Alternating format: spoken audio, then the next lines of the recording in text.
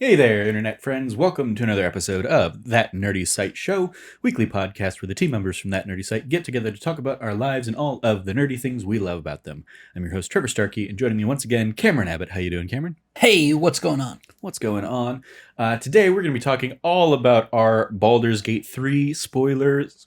I finished the game while Cameron was at PAX. He finished it a week or so before he went to PAX, and it's now a week-ish, almost a week since he got back from PAX, and we just haven't sat down and well, I guess we sat down like a couple nights ago and we're like, oh, let's talk about like a whole bunch of these beats that we had at the end of the game stuff, but we haven't done it on a podcast. So yeah, there's going to be our full spoiler cast.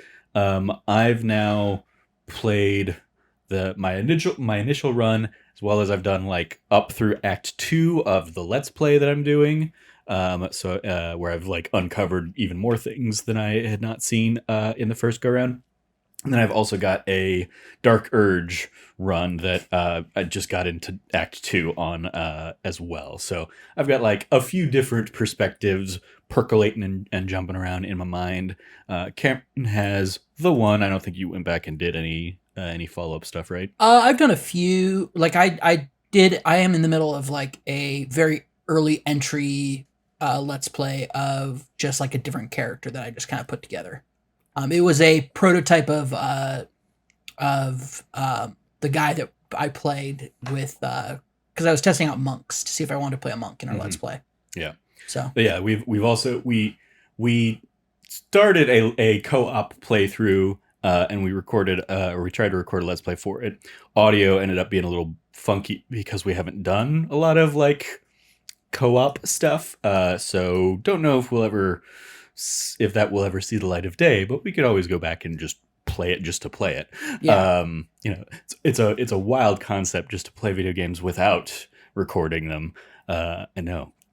But yeah, so that's what our episode today is going to be all about, kind of catching up on our Baldur's Gate 3 thoughts, our full like review Let's Play, or not Let's Play, our full review / spoiler cast is this episode. But before we dive into that, a little bit of housekeeping. Remember, if you like what you hear, please remember to like, subscribe, rate, review, share the podcast everywhere you can, all that fun stuff.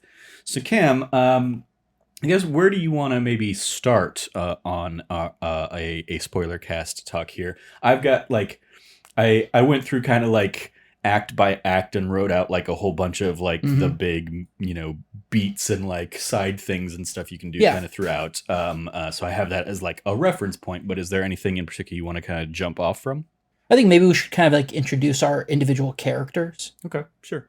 Yeah, we've talked about Baldur's Gate a couple times on the podcast, but for those that are not familiar, my playthrough in both my original run as well as like the Let's Play run is Tizen, a half-elf cleric, based on like my character in our like in-home game. And then the Dark Urge that I'm playing is a Dark Urge. I think I may have gone half elf with them too. Half elf female in that case though. Paladin. Oh, so you didn't keep them as the Dragonborn? No. One. Okay. Nope. I went through and fully customized them. Made her a pretty pink elf. There you go. Yeah. That's actually very funny. It's quite funny actually. Inspired maybe a little bit. I saw Anna Brisbane, aka Brizzy Voices, YouTuber and voice actor, started her Dark Urge run as like a bubblegum pink gnome. Like basically she knew she was going to be doing the Dark Urge, and she and her Twitch chat basically made the cutest possible character they could make for That's awesome. Dark Urge. That's so awesome. Yeah. That's something I'm loving. I think that's the number one thing I'm loving about I'm glad we can discuss in the spoiler cast finally, is like people doing wild and crazy things in their Let's Plays as regards to like just the character models and whatnot. I think one of my favorites to this day is like Shroud. When the game first came out, he was doing a Dark Urge playthrough and he romanced, is it Minthara? Yeah. Yeah, romanced Minthara and like did that sex scene and then murdered her afterwards. And he was like, this game is just absolutely insane. And so like ever since then, I've just been like really enjoying people's like clips and whatnot. There's one guy who's like stumbled into a fivesome in a brothel, and I'm just like, that's wild. Yeah. So I think one of my favorite things about this game is that people are playing through and getting different experiences depending on like their choices, because the variety of choices are insane in this game. I played a half elf, specifically a drow half elf, paladin, Oath of the Ancients, and later Oathbreaker. I'm excited to actually get into like what, because I've never really told you what broke the oath. Yeah, that's true. Yeah. My dark urge is playing a Oath of Vengeance, Path of Vengeance, or Oath of Vengeance. Yeah, and I had a moment that we'll talk about where I could have broken my oath, but I like reloaded a save and avoided that. So I'm still like all the way through Act 1. I kept my oath intact. I will say Oath of Vengeance is a little probably easier to keep intact. Well, it's easier if you like, unless you get to a point where like you're like, well, I kind of want to like be more forgiving, and it's like that's not what that oath is about. That oath is about vengeance. It's about taking back, and like righting the world's wrongs. Yeah.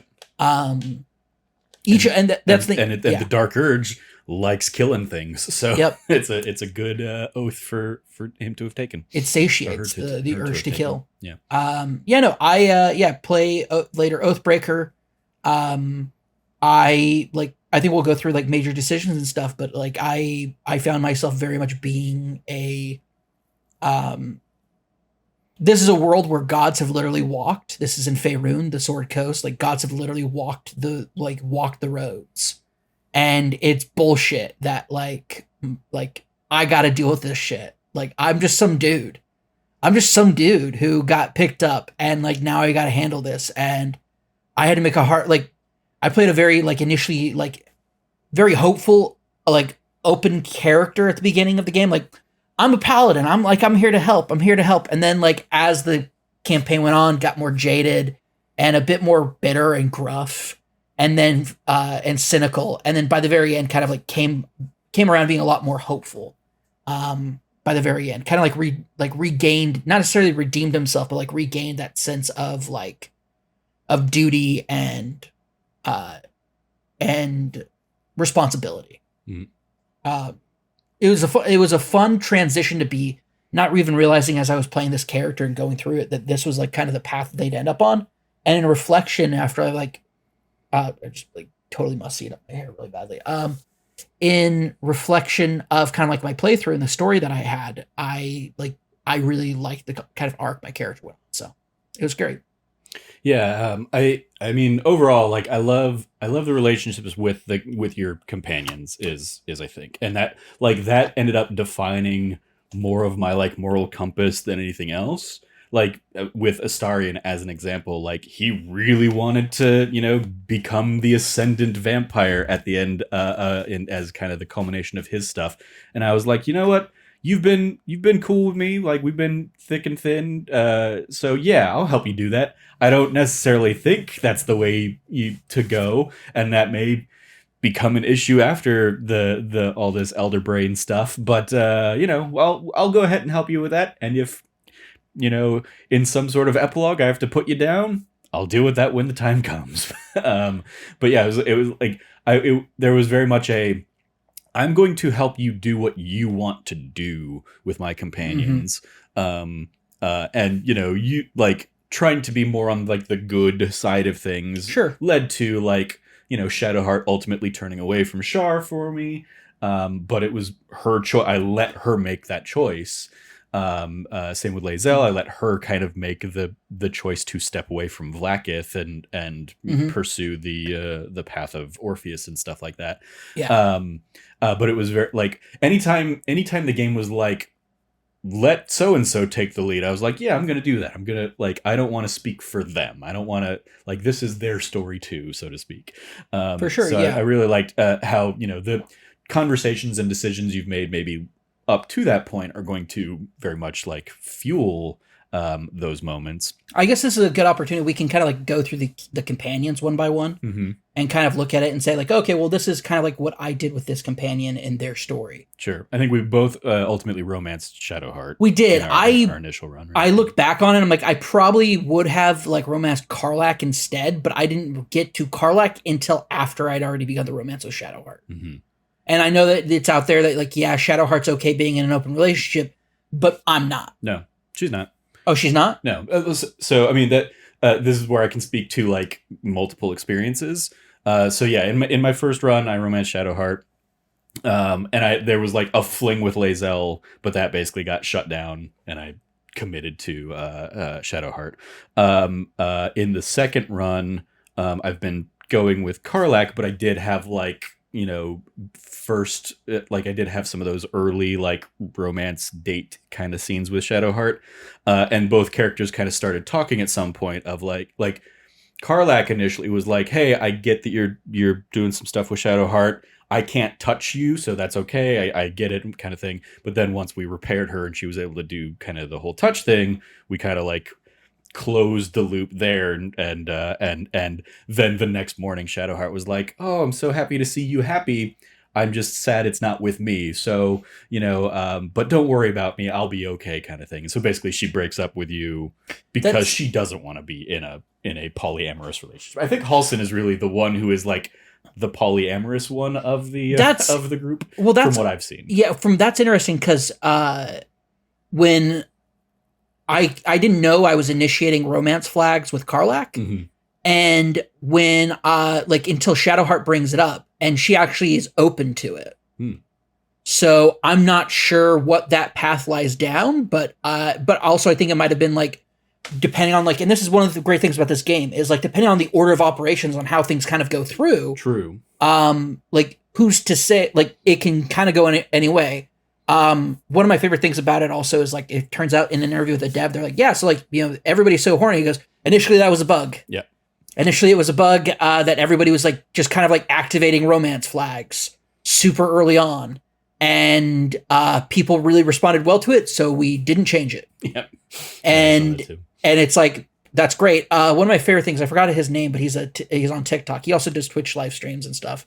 But he does a lot of like Magic the Gathering commander breakdown of like it's very comedic and very funny, what he does. Cause he uses like, and he always ends it with like, can this commander get it? And, he was talking about, he goes, people just don't understand. This is what happens when a bunch of hot people get together. This is like your fantasy island. This is your bachelor's paradise. Like these are a bunch of hot people who are all also on top of that have like ticking time bombs in their head. Mm-hmm. Like this is how hot people operate. All right. This is there is no tomorrow. Hot people all together. They are. It's Olympic Village. These are people at the top of their craft. Yep. Just all stuck together nightly for long rests. Sometimes you're gonna sneak off into the woods. It happens, man, and I respect it. I love it. So I romanced Shadowheart, and so that was interesting. She actually broaches it. She's like, yeah, if you want to be like I'm not possessive about you. And I'm like apparently like she's also like bi, so she's super into they all seem to be. They all seem to be bi. Everybody's bi. Everybody, you can romance anybody. Yeah, like there isn't like a blocker in not in at that all regard. Respect, like very very progressive. Baldur's Gate 3, like insanely progressive on that aspect. Initially a bug, but I think that so I romanced Shadowheart. I think we kind of go through Shadowheart stuff a little bit here. So I ended up going through her progress with her quest. We kissed after the Goblin Camp incident, the party afterwards. We kind of snuck away and had a bottle of wine. Shared a bottle of wine, spent the night just kind of talking to each other and getting to know one another. And just like, which is really cool because also it let you kind of define your character a little bit, like your backstory. Mm-hmm. And I was like, I'm from a farm. Like I'm just a guy from a farm who like kind of stumbled into all this. Like Like I'm not like I wasn't supposed to be anybody special. I'm just trying out here to do some good as a paladin. And she's like, wow, that's so crazy. I don't have a past. I don't know my past. It's deliberate. It's specific. I'm like, cool. She goes, is that a problem for you? No. Like Mhm. you have a mysterious past. I have an absolutely boring past. We're good. Like you'd think because I'm like half drow that I might have like some more intrigue to me. I'm not. Yeah. Yeah, like that scene ends with like a perception check of like, you see, she wants an invitation, assuming you pass that check. I don't know. I did pass that I don't check, know what yeah. it's like if you fail it. I've not I've not seen that. But yeah, but then it gives you like the prompt of, all right, you can lean in for the kiss. You can tell her to take what she wants. Yeah. Or you can leave it there, kind of thing. I kissed her. I was like, yo, let's kiss. Let's go. And so we made out about a bit, and then and then throughout the kind of adventure, Real quick, in this vein, I want to shout out because I, for the sake of the let's play, I was like, all right, I know what I'm about to do with Karlak is going to like lead into a sex scene. I don't want this video. Not that these videos are going to get monetized or anything anyway, but I don't want to have to deal with that YouTube headache. well, also it's like, So I turned on yeah. the like nudity filter, and it does just do the full on. All right, fade to black, like the Cool. D&D, just like the scene. Cool. Like basically, it's like, yep, just fade to black, and then you wake up the next morning, kind of thing. There you go. That's great. I love that they have that as a feature. They really let you kind of like get into that, and I thought that was really really cool. The way that they kind of like explore that as far as the like just between the nudity filter and everything else is just a very cool way and also friendly for let's plays. So also new like sex scenes aren't part of the that nerdy site brand. So yeah. When I did the immortality let's play last year, I did have to like cut out a snippet of that because I stumbled into a sex scene in immortality. Yeah. I was like, oh well, gotta edit that bit out. And it's very like just very much there. The one in particular that I caught on the let's play was a like it was part of the movie within the movie kind of thing. It wasn't one of the like more risque ones kind of thing. So it was just like there's a boob there. I'm gonna just edit. Oh, there you go. Yeah, no. Yeah, no. I was thinking of like one of the more risque ones. Yeah. The one that just kind of like it's the first one I told you. You walked in because I was like, "What the like?" And you're like, "What happened?" I'm like, "There's porn in this game." Yeah.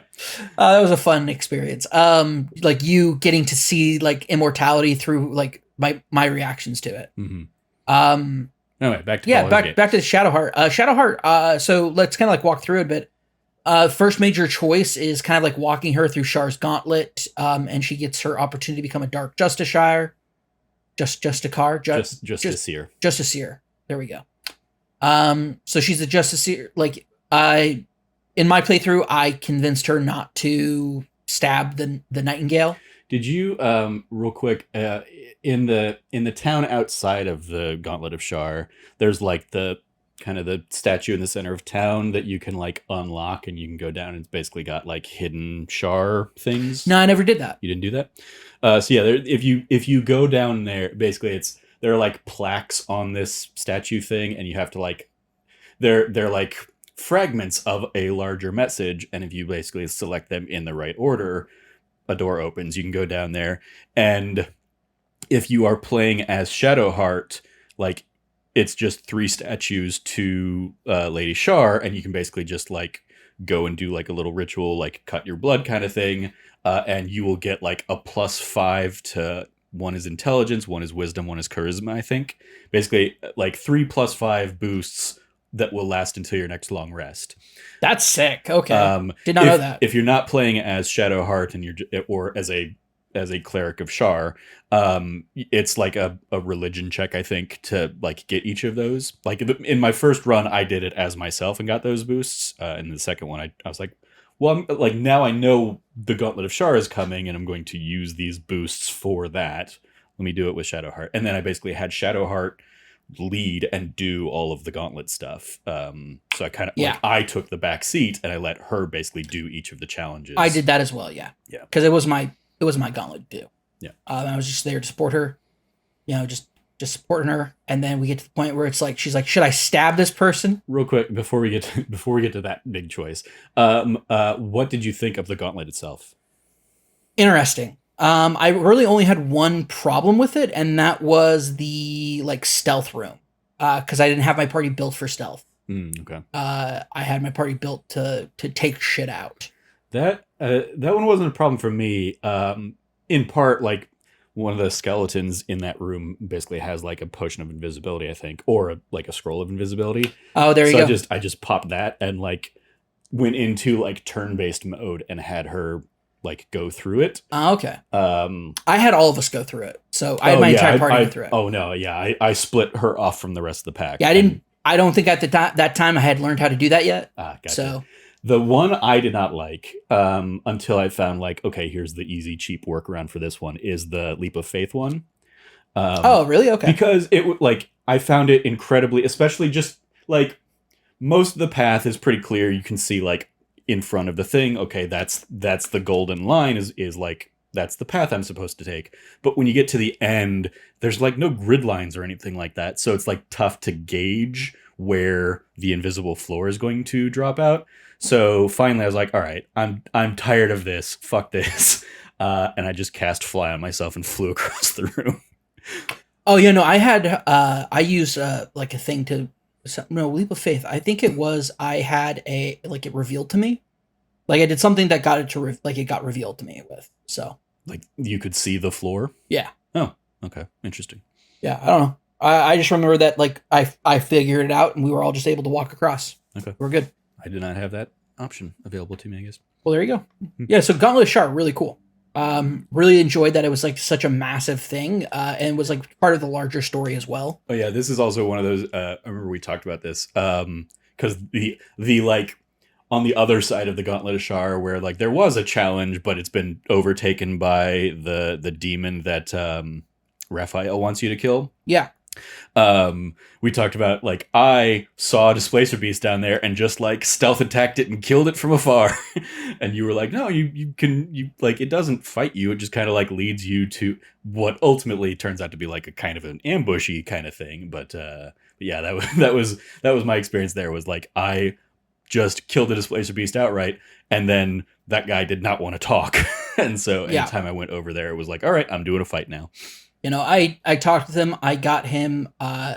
Essentially, I was like, okay, cool. I failed my persuasion to get him to like basically kill himself, and ended up just like taking him out really, really quickly. Basically, I did a sneak attack on him. Mm-hmm. Like I basically started the combat round before I did the like voice like the, because he's like, yeah, go do this for me. I'm like, yeah, sure, for sure.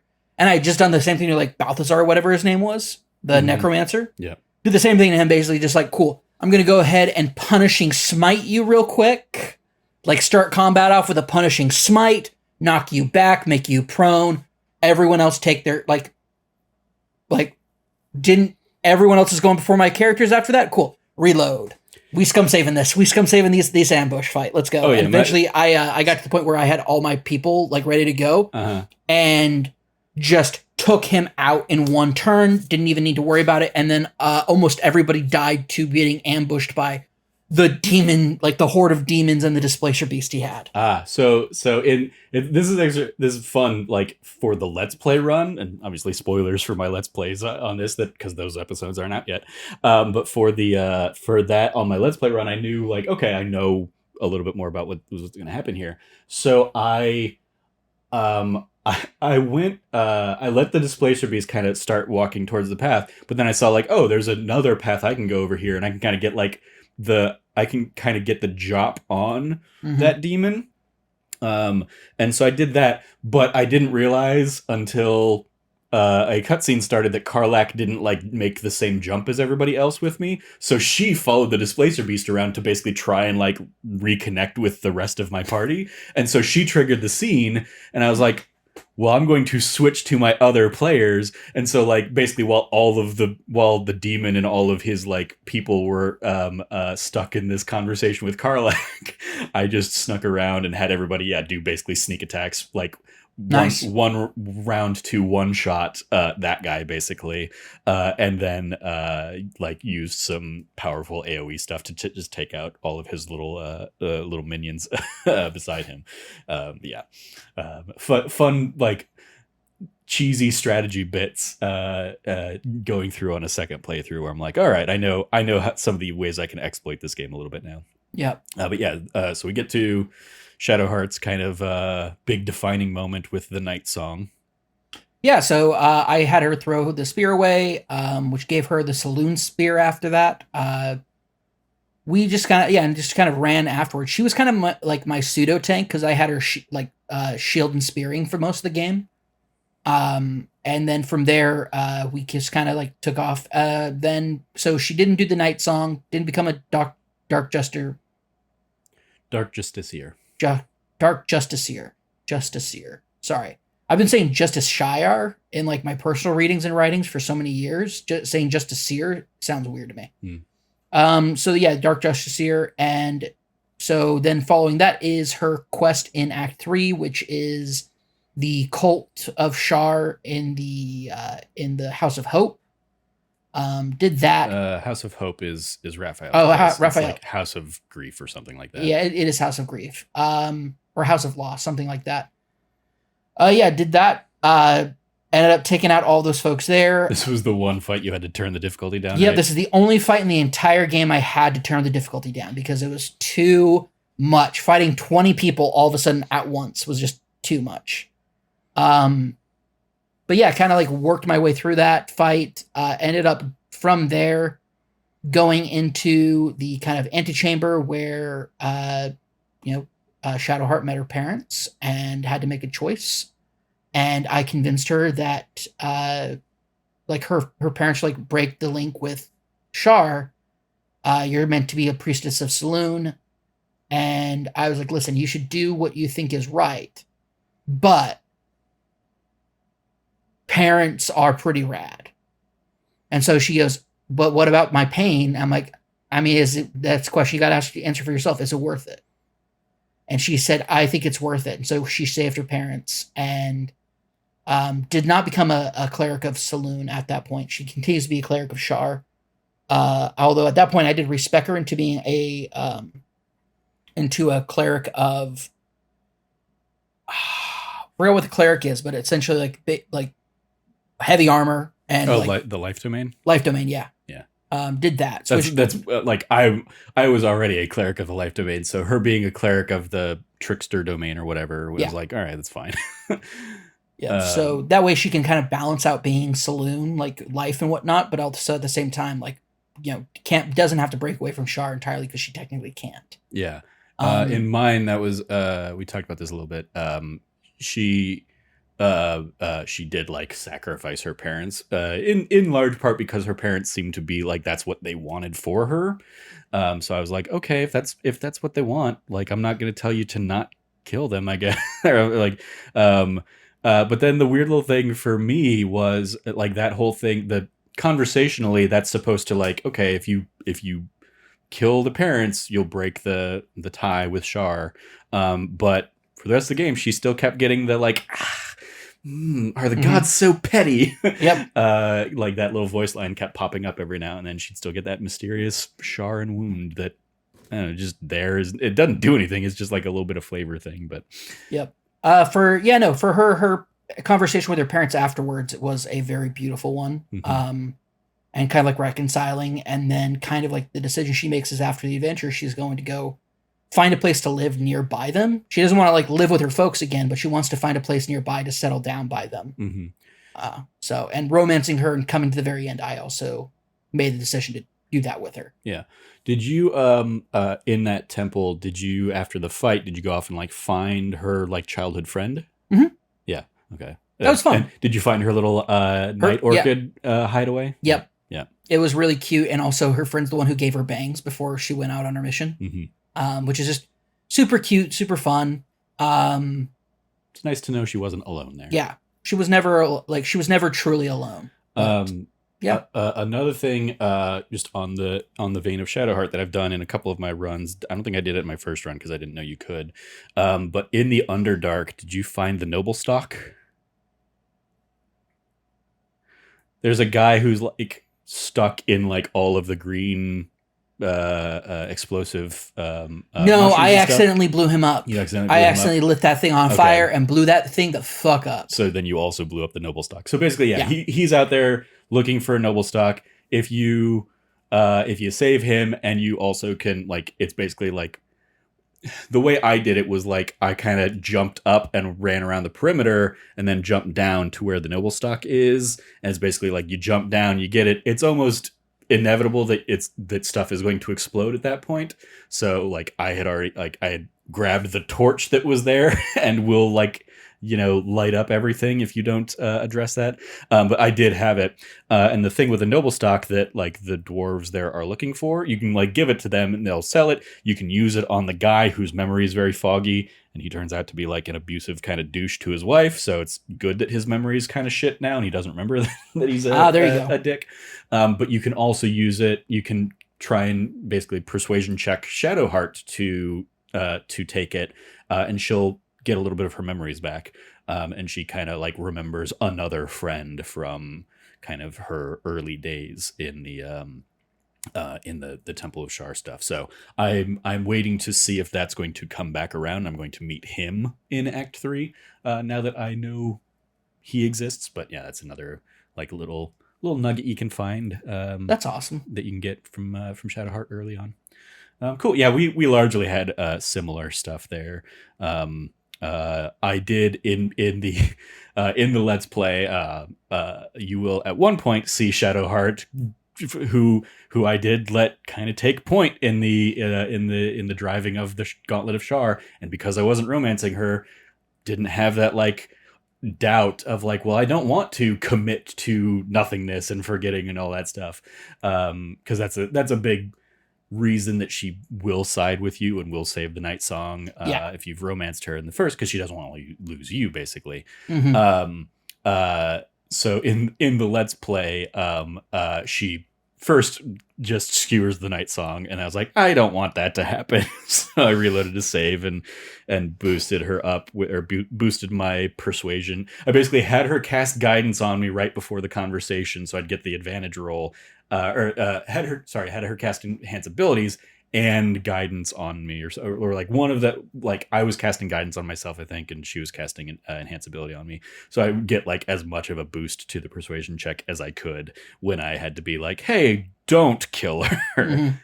So I spared her, spared the night song in my other run. But I look forward to, in my Dark Urge run, just being like, no, she's dying. the night song is dying in this one. There you go. To see how that plays out. Well, cool. Yeah, that's Shadowheart, our paramour for our initial playthroughs. Astarion, you want to dive into him next? Yeah, let's go ahead and talk about Astarion. So my Astarion is, it's funny because I often had Astarion like dislike the things that I was choosing to do. Mm-hmm. Yeah. But it never seemed to really matter because like whenever we talked about stuff like on a personal level, he was always like super receptive to everything I was saying. So like, I never judged him for being a vampire, like thrall. I was like, hey, I'm kind of upset because like you tried to like fang me in the middle of the night, but like also if it helps you, man, like, yeah, sure. Mm-hmm. Like did you let him bite you initially? Yeah, I let him bite me initially, just as kind of like a friend thing. And afterwards he's like, hey, so like about that, I was like, yeah, like he goes, so are you cool with me like biting our enemies? I was like, yeah, absolutely. And he goes, really? I was like, yeah, I mean, they're enemies. Like, who cares? They're like, and he goes, so I can bite bad people. I was like, absolutely, go for it. Mm-hmm.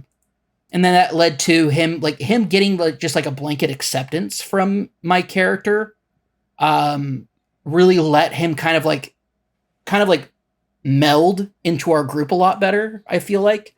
And it just felt like there was a lot more of everyone else was super apprehensive at first, but once everybody kind of like figured that he could like really control himself and we didn't have to worry about that sort of a thing, everyone else pretty much mellowed at that point. And I really enjoyed that aspect of like the group really coming together to support him because, for example, Shadowheart, when reveals the stuff about was it Castellan or Cazador. He's revealing this stuff about Cazador. Like, I had Karlach and Shadowheart also in my party at the time, and both of them reacted like they were heartbroken, and they're just like we feel so awful for your situation, but also as he's making the right choices, he's getting like positive encouragement from everybody in the party, and it was like really heartening just to kind of see everybody just like rally around him to give him support when he was having a hard time. And then throughout Act 1, like Act 2, like I just kept, like I missed Raphael a couple of times, so I never got to that. I never got followed his plot along far enough, mainly because I was also super apprehensive about Raphael. And when he talked to me about doing the, he's like, well, if I could make a pact with the devil, like I'd sell my soul. I'm like, bruh, first off, Paladin here, you don't want to do that. Like, so I think that the two main places you're going to see Raphael in Act 2 are in Last Light Inn. He's playing like chess with Maul. And then you encounter him outside of the Temple of Shar. He basically pops up and is like, hey, there's a demon in there. Please kill this demon for me.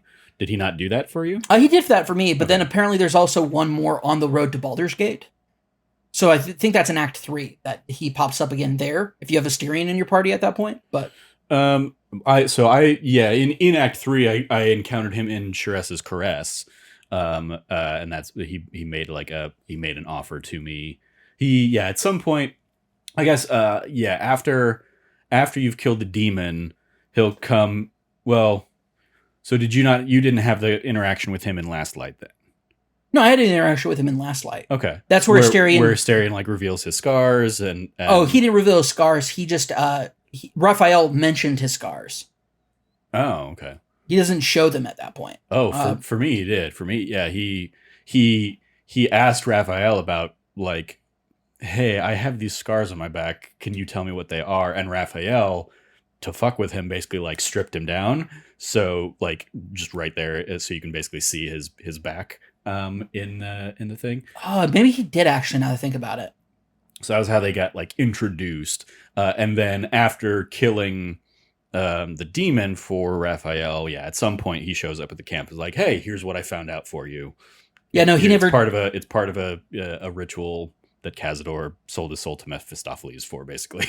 Okay, yeah, no, then I'm wrong. Or I was right originally. He never did that because I shut him down. Basically, I shut Raphael down. Okay. Raphael, because he was already like he was trying to get Mole's soul. Yeah. And that really rubbed me the wrong way. Yeah. Yeah. In a really bad way. I was just like, no, absolutely not. Like I'm like, Raphael, I get it. You were doing the devil at the crossroads thing. That was fine. I get it. That's your shtick. But a child, absolutely not. Absolutely not. And then Mole's like, yeah, he could do this for me, he said. And I'm like, everything always comes with a price, and oftentimes they always lie to you and deceive you. Like, do not trust a devil. Mm-hmm. Like Will's got horns now because of that.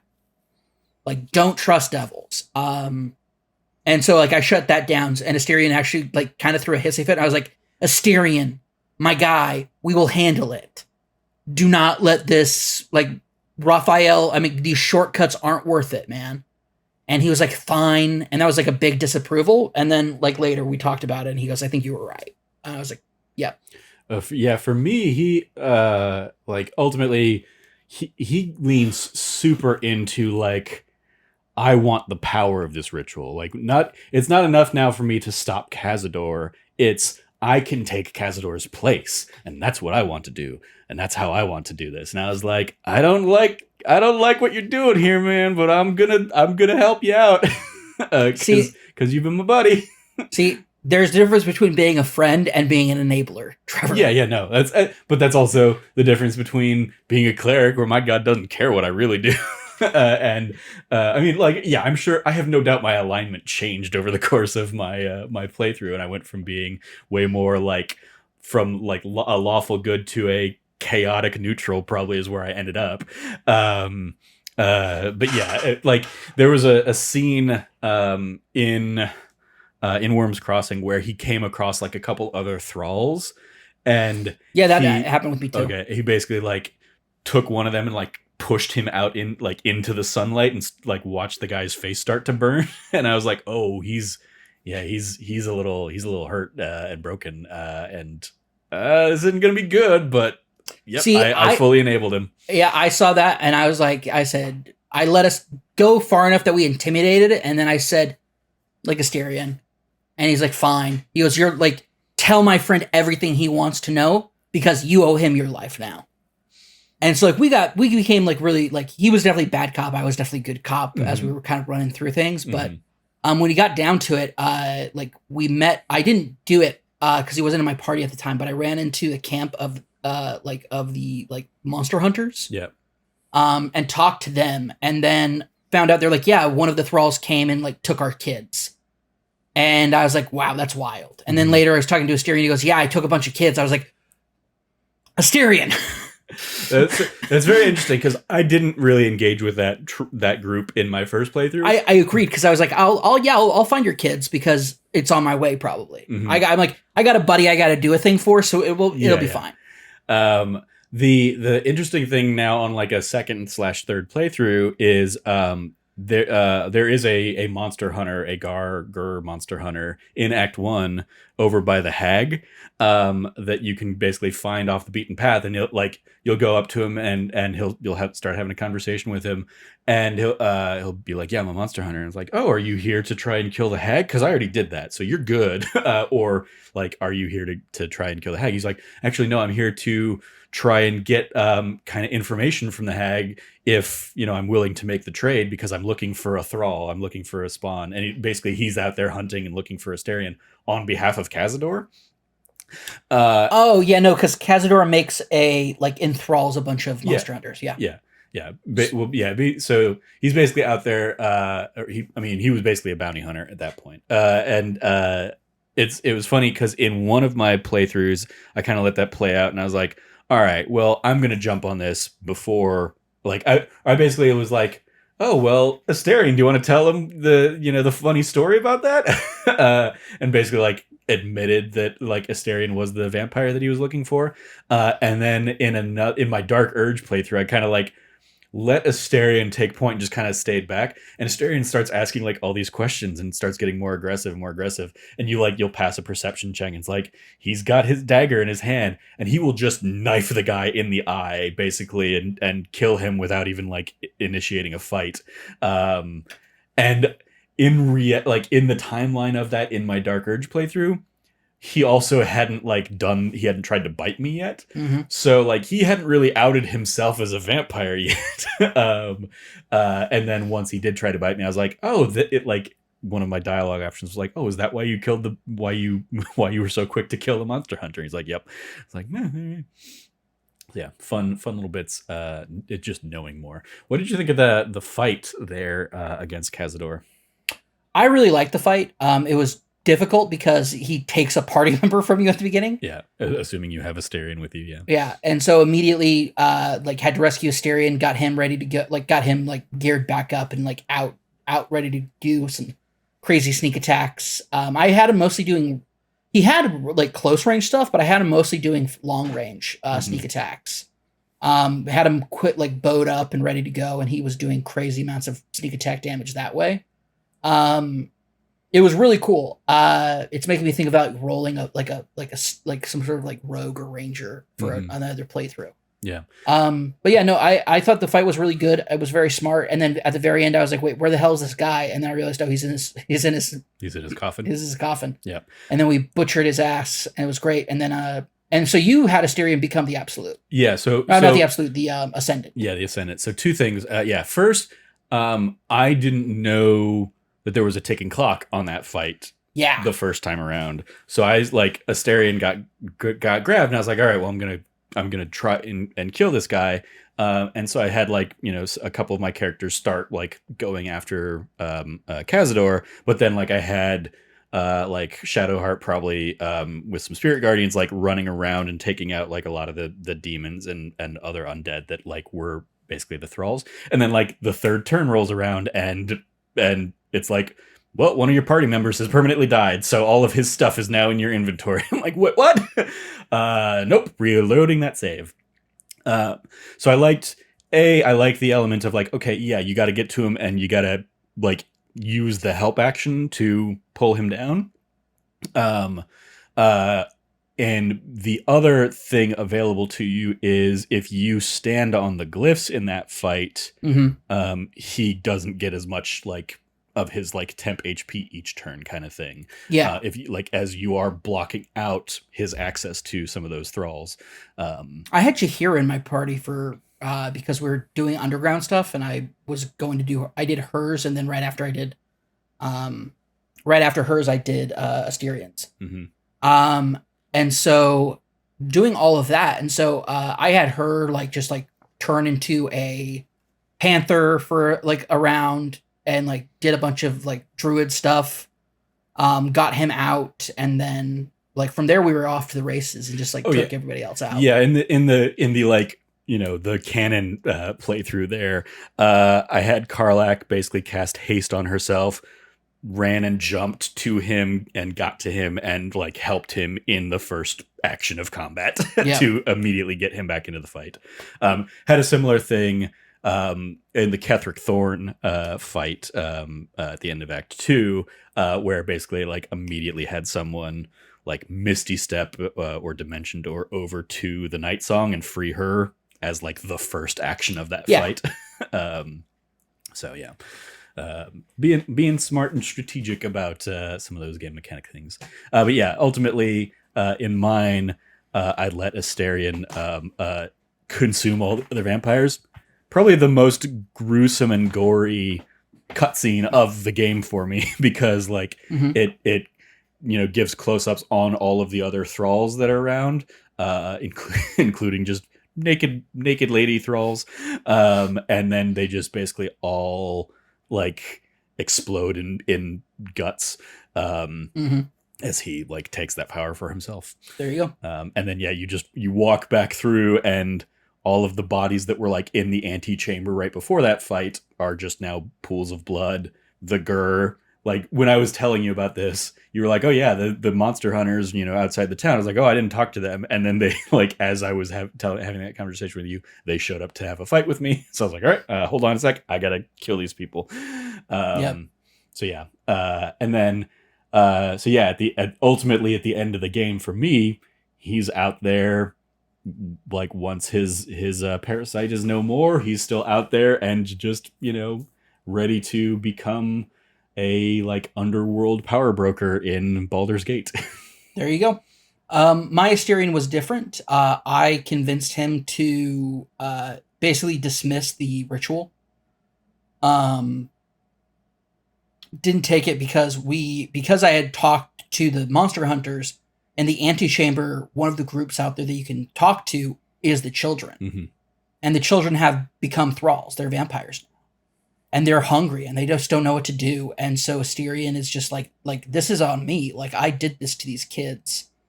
And he goes, I did it under Cazador's order. And I know that, like, on some level, I'm not responsible, but on another level, I'm deeply responsible for this. Mm-hmm. And I really helped him kind of come to terms with, like, accepting that he did things that were against his will, but he still committed those actions. And he needs to own those in order to take back control of his life. And from there, and so that when he made that decision, they're like, the vampires like, what are we supposed to do? And like through our going through the Cazador's like underground area, we ran into like underdark passages. And so like my character had the option to be like, listen, the underdark's like right there. And so he said, and Asterion basically says, go down there, tells the thralls like there were other thralls under like that were on his level, and says like, take them down there. And like, you can feed, like there's animals down there. You guys can eat and feed, keep each other safe. And like, I'll come around. Like when things are settled in Baldur's Gate, I will be there.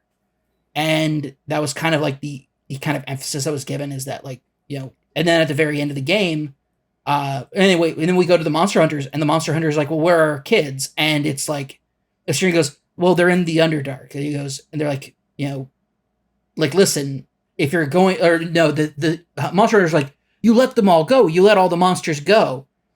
And I was like, they have for the first time ever, they have the opportunity to make their own decisions. And they have a right to make their like the right decision as well. And Assyrian points out, he goes, and if you're wondering about your kids, they're thralls now too. So if you want to go down there and hunt them down, you're going to be killing your own children. And the monster hunters kind of like take pause, and they're like, well, if they're in the Underdark and they're not hurting anybody, then like we like very much like just like, well, obviously we can't like hunt down our own children. So as long as they don't come back up to the surface, it's fine. And that's kind of like ended the things there. And that was just, and then at the very end, Asterion, because he was an Ascendant, gets burned by the sun, and then just kind of like runs off. And then Gale has a side note that he says, I doubt we'll ever see him again. And I'm like, why wouldn't we see him again? Like, why wouldn't I like rally around be like, hey, dude, you got to head to the Underdark now too, I guess, and like lead him. And have him like help him make the right choices and stuff, because like I helped you find the like strength within yourself to make right choices. So keep doing that, man. But no, just weirdly, just like Burns runs away, and then like just Gale having a little side note about that. I'm just like, that's the weirdest way to end that. Like super weird, but like whatever, it's fine. I know where he's off to. We'll talk again. Like will I like make journeys to the Underdark when I'm leaving the farm from Shadow with shit that I live on with Shadowheart? Probably. Like I plan on it. Yeah. So yeah, that's my Asterion story. Yeah. Who you want to dive into next? Let's talk Gale. I mentioned Gale just now, so let's talk about Gale. Sure. Gale, the Wizard of Waterdeep, who I did almost nothing with Gale, and we can talk about this as we talk about this, because in Act 3, one of your companions may be removed from your party for a while, maybe kidnapped, and in my case, that was Gale. So Gale was like completely gone from my Act 3 for a while, which was fine because I almost never used him up to that point anyway. So I don't have a ton of like Gale stuff. I did like his quest ultimately, but yeah, I don't have a ton to really weigh in on Gale. Yeah, when it comes to Gale, for me, Gale is somebody who I had in my party for a lot of Act 1 and Act 2. Just having like magic was super useful. But for me, Gale I triggered his romance flags all the way up to like a date with him. And then I had to like shut him down. And then afterwards he gave me a thing. He goes, I can see that you have love in your eyes. I'm just sad that I'm not the one that's putting that, like, that's sparking that love in your eyes. Yeah, that was largely the Shadowheart conversation that she had with me after Karlach. So yeah. Yep. And that was after I turned him down. And then afterwards I was like, we're gotta keep some distance, man, because you gotta get over me. And he got over me. And then he helped me, like, basically the two of us talked it out and like really, really repaired our friendship. And then from there we kind of like worked better. Like we worked well together from there. And then during his quest line. So yeah, first quest, I fed him a bunch of like crappy gear. Mm-hmm. Turns out like, and then yeah, I gave him all the stuff that was for bards, since I had no bards in my party. There you go. I was like, well, I don't need these things that give you a boost if you give out a bardic inspiration. So here you go, Gale, take this stuff. Yeah. So I did that with him. And then from there, I like used him quite a bit, but I was swapping between him, Assyrian, and Karlach, kind of like I would have like two of those three in my party. Did he ever drop in your game? Like die? Die, yeah. No. So apparently, I don't know if you've seen this, but apparently, like, yeah, if he drops pre like Elminster stuff, his little hologram will pop up and basically be like, I can't tell you why, but it is very important you bring me back to life within a couple days. So please do so at your earliest convenience. Nice, because if you don't, you'll get a game over and he'll explode. There are people who have like are doing like speed runs of like any percent kind of speed runs that are getting like an ending of him blowing up basically and counting it. There you go. All right, good deal. Yeah, so I had him go through it, and then the entire time he's like, yeah, I need to blow up the crown. I need to do this. And I was like, or you don't commit suicide. Like I'm here to make sure everybody's kind of I feel like this is a party filled with people who are making bold, like are on a path to make bold, bad decisions. Big swings, everybody. Yeah, big swings. Big swings and bad decisions are being made. And as the paladin, even after I broke my oath, I'm still the paladin of this group. And I'm going to make sure that like I won't try to quote unquote fix you, but God damn it, I'm going to put you on the path for you to fix yourself.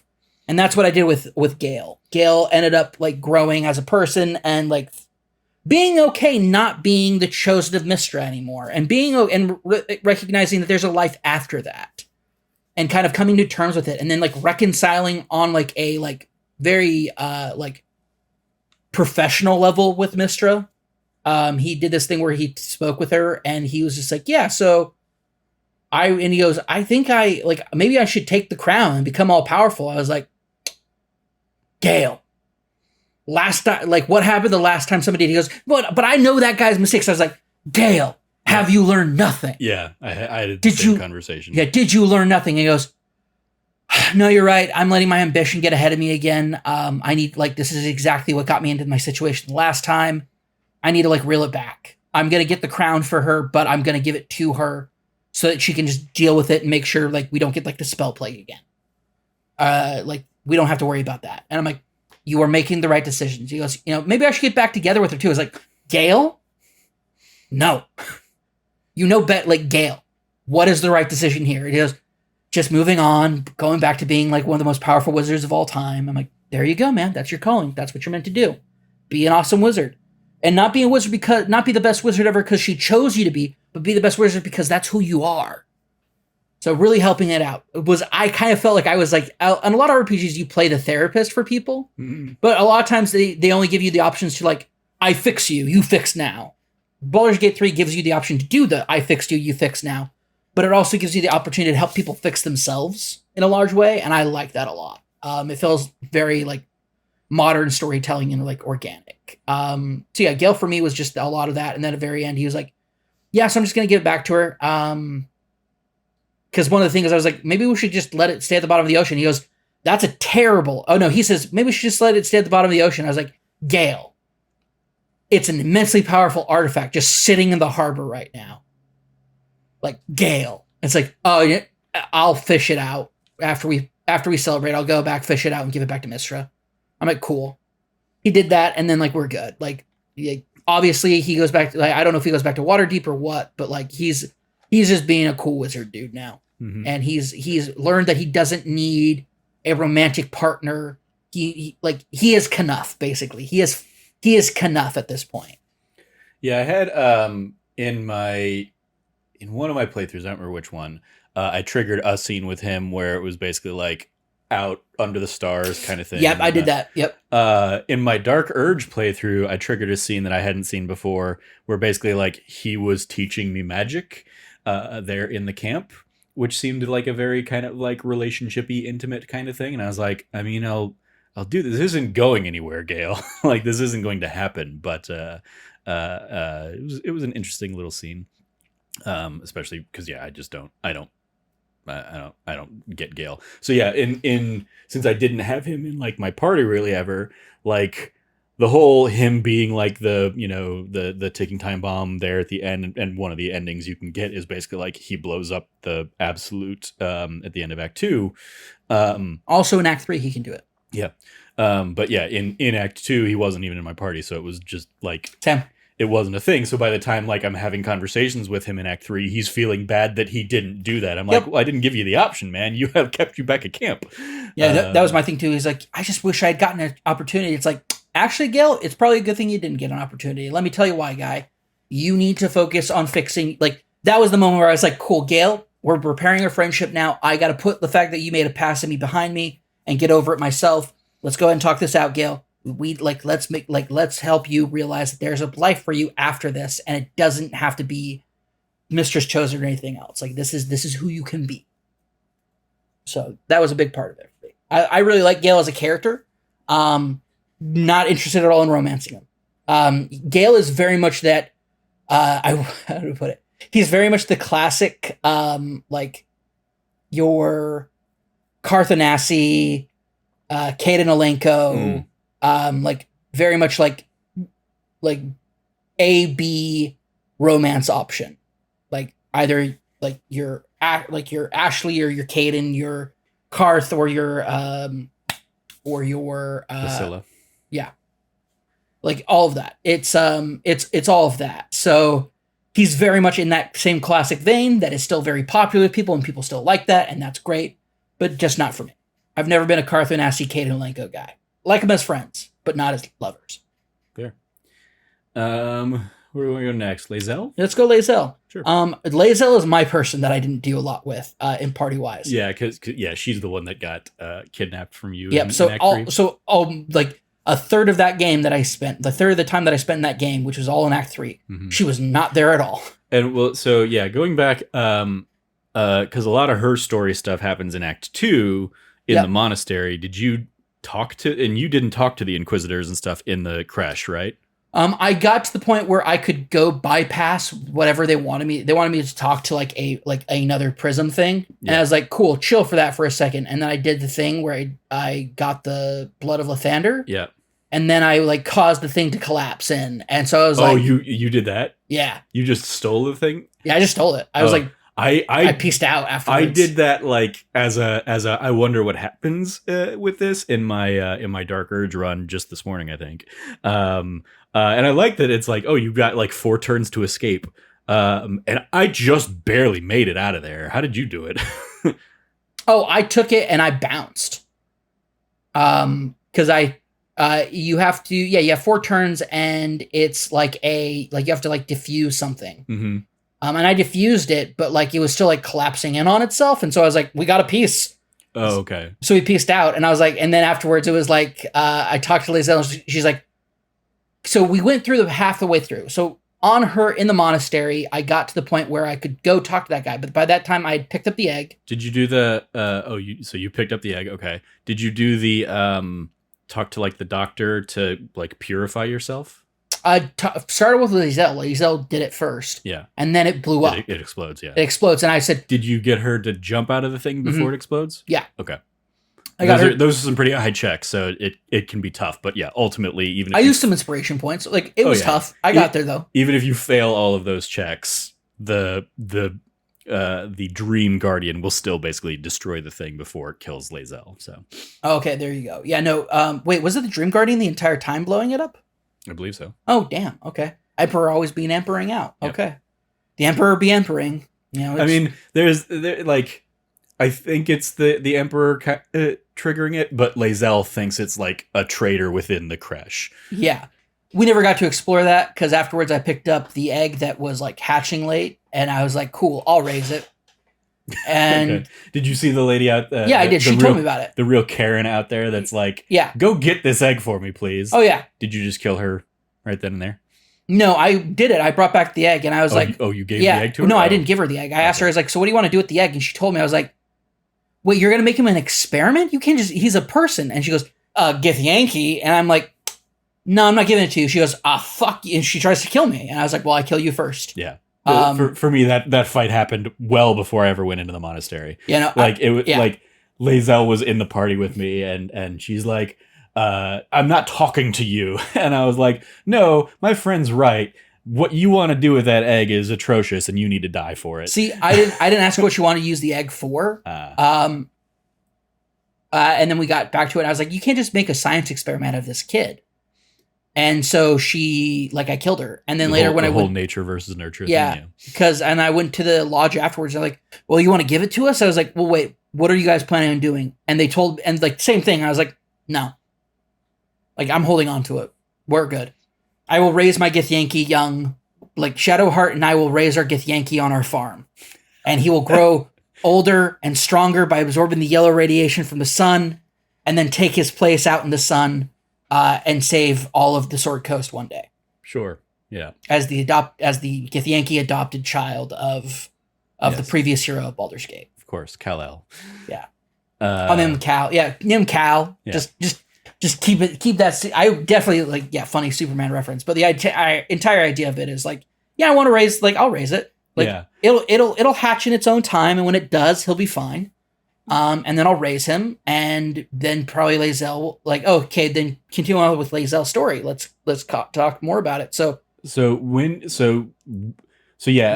me in my initial run, we exploded the thing, and then we convinced the doctor to be like, no, it's okay. The parasite is dead. It's clearly not in there anymore. And so like that gave us like a a free pass. Otherwise, in one of my other playthroughs, she will basically pop off, and then like the next room of people will pop off on Oh you. yeah, no. She asked about it, but basically I told her, hey, maybe you're the one that blew it up or something like that. I did something about like You did like some kind of persuasion check. I did a persuasion check on it and made it, and so we're good. Yeah. Then we went to meet with the warden or whatever her name is, and she's like, bring me back the prism, and I'm like, sure. And then I passed my persuasion check for her to like let me go talk to the. Yeah. Oh no! So I'm like, I have the prism right here, and she goes, "Great, give it to me." And I'm like, no, but you should let me talk to this person. And then I was like in there, and then I was like, I probably won't be able to like something will happen here where I won't be able to like go do the Blood of Lathander thing because I can see that's the quest is taking me down this road. So I'm just gonna take a quick detour and then I'll circle back. Okay. And I was never able to circle back because that happened. Like the monastery goes under, and so it's tough. So yeah, so this was probably one of our earliest like real divergent points then, because I went. Well, actually, I would have encountered that the first time after I went. No, I guess it was still before going into the Moonrise area. But anyway, oh no, I guess it wasn't. So yeah, I went in there, did all that stuff, and then I fought the guard, like the warden, kind of before the gate initially, because I didn't pass the check or whatever. But then I went further in, and the guy was like, "Okay, hey, yeah, come talk to me. Show me what you've got." And like Vlaakith comes and basically demands you go into the astral prism to destroy the person within. Who you find out, eventually she's talking about Orpheus, but you don't know Orpheus is in there. You don't at this point. The only person in that prism is your dream warden, dream guardian kind of friend. And I went in there and did try to kill them because I didn't trust. Like they kept, this whole time they're trying to get you to like use your tadpole powers and all that stuff. And I was like, I don't trust that. That is concerning to me. There's something suspicious about this. I don't know who you really are. I don't know any of this stuff. So yeah, I was like, I am going to try and kill them. And they're basically like, well, now I can't trust you. And it turned out like they basically like had like faked, they'd like astral projected themselves to you, handed you their sword, you stabbed them. And they're like, well, damn it. Now I know I can't trust you. And then they like come back out. And they basically like, they're like, I still need you alive, so I can't kill you. I can't do anything about this. Like, we need each other, but I can't trust you anymore, and so I'm going to kick you out. And then Lae'zel's like, did you go in and kill them? Why did you not go in and kill them? Vlaakith has demanded we go in and kill them. And they're also like, hey, also, like, I know why Vlaakith wants you to kill what's in here. Interesting, okay. And I guarantee Vlaakith is basically going to have you killed as soon as you leave. And sure enough, like you get out, and Vlaakith has given that like commander the order to kill Lae'zel as soon as she comes back out, regardless of what has happened within the astral prism. Initially, I was not thinking I was going to be prepared for that fight, so I like tried to run away, but they were very much in pursuit and basically like followed me. And so finally I got them back to that room where I had killed the original captain, and was able to basically use like the doorway to bottleneck them all and just kind of pick them all off as they were coming at me. So I ended up like doing that fight, and then you can just kind of go back and do the Blood of Lathander stuff. That's what I did. Well, there you go.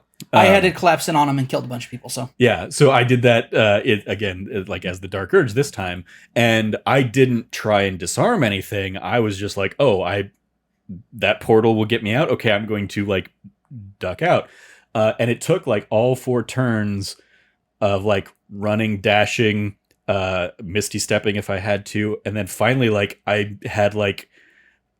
In the last turn, I had like Asterion cast Featherfall on some people because we were gonna have to make a big old jump, and like I think Lae'zel like dimension doored 2 people off, basically like the one of the pathways up, and basically that triggered like, yep, okay, the whole thing like it shoots in on itself and basically blows everything up. And yeah, Lae'zel was in that conversation. Like Lae'zel uh like I knew what I was doing when I did it, but Lae'zel was like, I can't believe you like. Don't be so grabby about your relics. Your relics have accidentally killed all of those people. They could have helped us. They could have still cleansed us. And I was like, yes, accidentally I did that. Yeah, that's what happened with me and her. She was like, I'm very angry at you. I'm like, sorry. Yep. Yeah, basically like it's a next time be more careful kind of thing. Yeah. And then I reloaded the save because I didn't actually want to. Like I still wanted to go and do some of that other stuff. But yeah, that's what will happen. Like if you do kind of like agree to help, you still become like very much on the outskirts. So as a result, after that, for me, I'm curious if this happened for you then. After like Lae'zel has been exposed to the truth and that like and Vlaakith is not on her side, Kithrak Voss showed up to our camp one night and was basically like, I'm here to help you. I know you have the Astral Prism. Please meet with me in Baldur's Gate. Like, we need to save Orpheus. And so that was one of those places where I was like, all right, Vlaakith, I'm gonna let you, or Lae'zel, I'm gonna let you make the call on this. This is your decision. Because up until that point, she is very much like, Vlaakith tried to kill me. All these people tried to kill me. I've done nothing but serve. This is a test. I have to be. It was like, oh, you were so close to like realizing that no, like you are just under her thumb. So I was like, all right, man, this is your choice. I know that you're not gonna make the right one. But she finally turned and she was like, Vlaakith has sinned against me, and we will find Orpheus and we will bring her down, kind of thing. And I was like, hell yeah, Lae'zel, let's do it. So for me, it was Vlaakith shows up in my camp. Vlaakith showed up? Yeah, she wow, okay, like as a giant astral person. Okay, just shows up in my camp. Well, had you interacted with her in the previous, like no. in that? So you just didn't even talk to those people. You just kind of like. I was like, oh, I'll come back to them. My thought was I'll come back to them later. Got it. Okay. And I could not come back to them later. If you talk to them, like Vlaakith big astral projects there and is like, I will, if you go in there and kill what's inside, I will ascend you, and kind of thing. Yeah, to Lae'zel. She so in Act 3, at the very beginning of it, a portal opens up.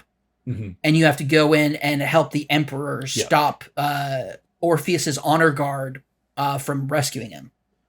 And so you do that. And then afterwards, Lae'zel's just like, that was Orpheus. We have to go in there. We have to kill Orpheus.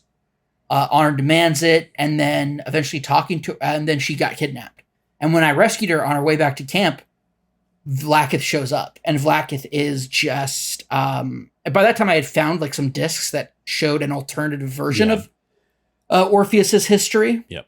That Lae'zel had been like, that's blasphemy. And then hearing Vlaakith talk about Orpheus and everything, and I'm like, you're not giving her critical information, Vlaakith. And I'm like, and I start pointing out the flaws in Vlaakith's entire story. The fact that this is Vlaakith the 28th and she's a lich. I'm like, I don't trust that. Undead, I'm a paladin, I don't trust it. So talking to her, I'm like, this is kind of like what I'm seeing here. Like, and by this time I'm an Oathbreaker. I'm kind of like in my kind of like rebel phase of like, you like don't trust the power, fight the power, kind of like fight these systems of like radical injustice. And I'm like, Vlaakith is like not telling you about this. Like, why is what's the deal with Orpheus at this point? Like poking holes in kind of like the overall story. And Vlaakith is just like, either do it or and I'll send you, or don't do it and I'll see you dead. And at that point, Lae'zel was just like, I don't trust you. Like, you're saying some stuff here, then you're coming off like, why are you so, like, why did you lie about Orpheus? If he's been captive this entire time, why haven't you just killed him? Like, what's the situation with this? And like really hammering it in, like, I don't trust you anymore. And so she goes, I broke away. She goes, I have to talk to Orpheus. And so we eventually get to a point where you have to make the decision after facing the Netherbrain for the first time. Who's like, the Emperor is like, if you, either one of you turn into a Illithid. A Lithid, or and consume Orpheus's power, or I will. And at that point, I said, Emperor, like, no, like, we're gonna free Orpheus, because at that point, I had lost all faith in the Emperor as like somebody who's telling the truth, and I'm like, I don't think he's gonna kill us outright. Did you have the Orphic hammer to do so? Yeah. Okay. By that time, I had. Yeah. This is like towards endgame. Yeah. Or this is the end game, technically. Yeah. But like for me, I got that hammer from a deal with Raphael in Sharess's Caress, which you did not see, you did not do. But you went in and got it from the House of Hope after or elsewhere. So I went into the House of Hope and like found out about like the ritual that she can get a breakaway to hell. Mm-hmm. I was doing it to do something different initially. Mm-hmm. And then I found the Orphic hammer in there. Yeah. I was like, oh. Yeah, that's the other way to get it if you don't run into Raphael or you don't have that deal. But yeah, that's the only thing that can like free him. So yeah, it's if you don't go those other routes, you're probably locked into the Emperor route. Yep. So no, but I ended up breaking through, got the Orphic hammer at that point, freed Orpheus. Orpheus was just like, hey, Emperor was actually right. Like somebody does have to. One of us has to be an Illithid to do it. Yeah. And I was like, no, thank you. Mm-hmm. And he goes, fuck it, I'll do it myself. Yeah. And I'm like, wait, what? Yeah. And he goes, but before I do, you have to promise to kill me. You have to promise to kill me after this is over. And I'm like, what? And Lae'zel's like, you have to promise Orpheus to kill him after he does this. He's making a great sacrifice for us. Mm-hmm. And I'm like, Orpheus, what about your people? And he goes like, my people don't have a future if we don't take down the Netherbrain. And so did that with Orpheus turns into a Lithid, joins my party, was doing cool stuff. I like Orpheus a lot. I also like conversing with him quite a bit because he's a very interesting character. And basically because of that, Lae'zel was locked into my final party.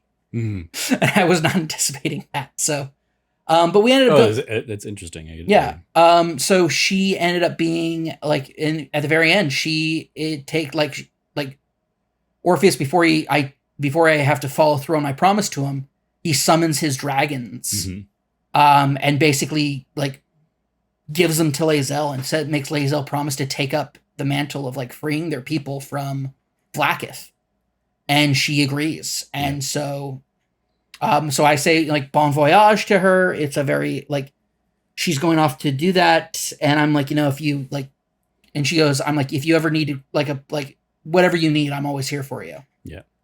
Cause in that last chunk of Act 3, our characters got really close. Yeah. And I was like, wow. And hearing you talk about your growth with her throughout the entire game, mm-hmm. very much, I think those similar scenes, but getting them kind of back to back to back as you, like for her, you finally proved to her that you're a worthy companion and a worthy leader to follow. Yeah.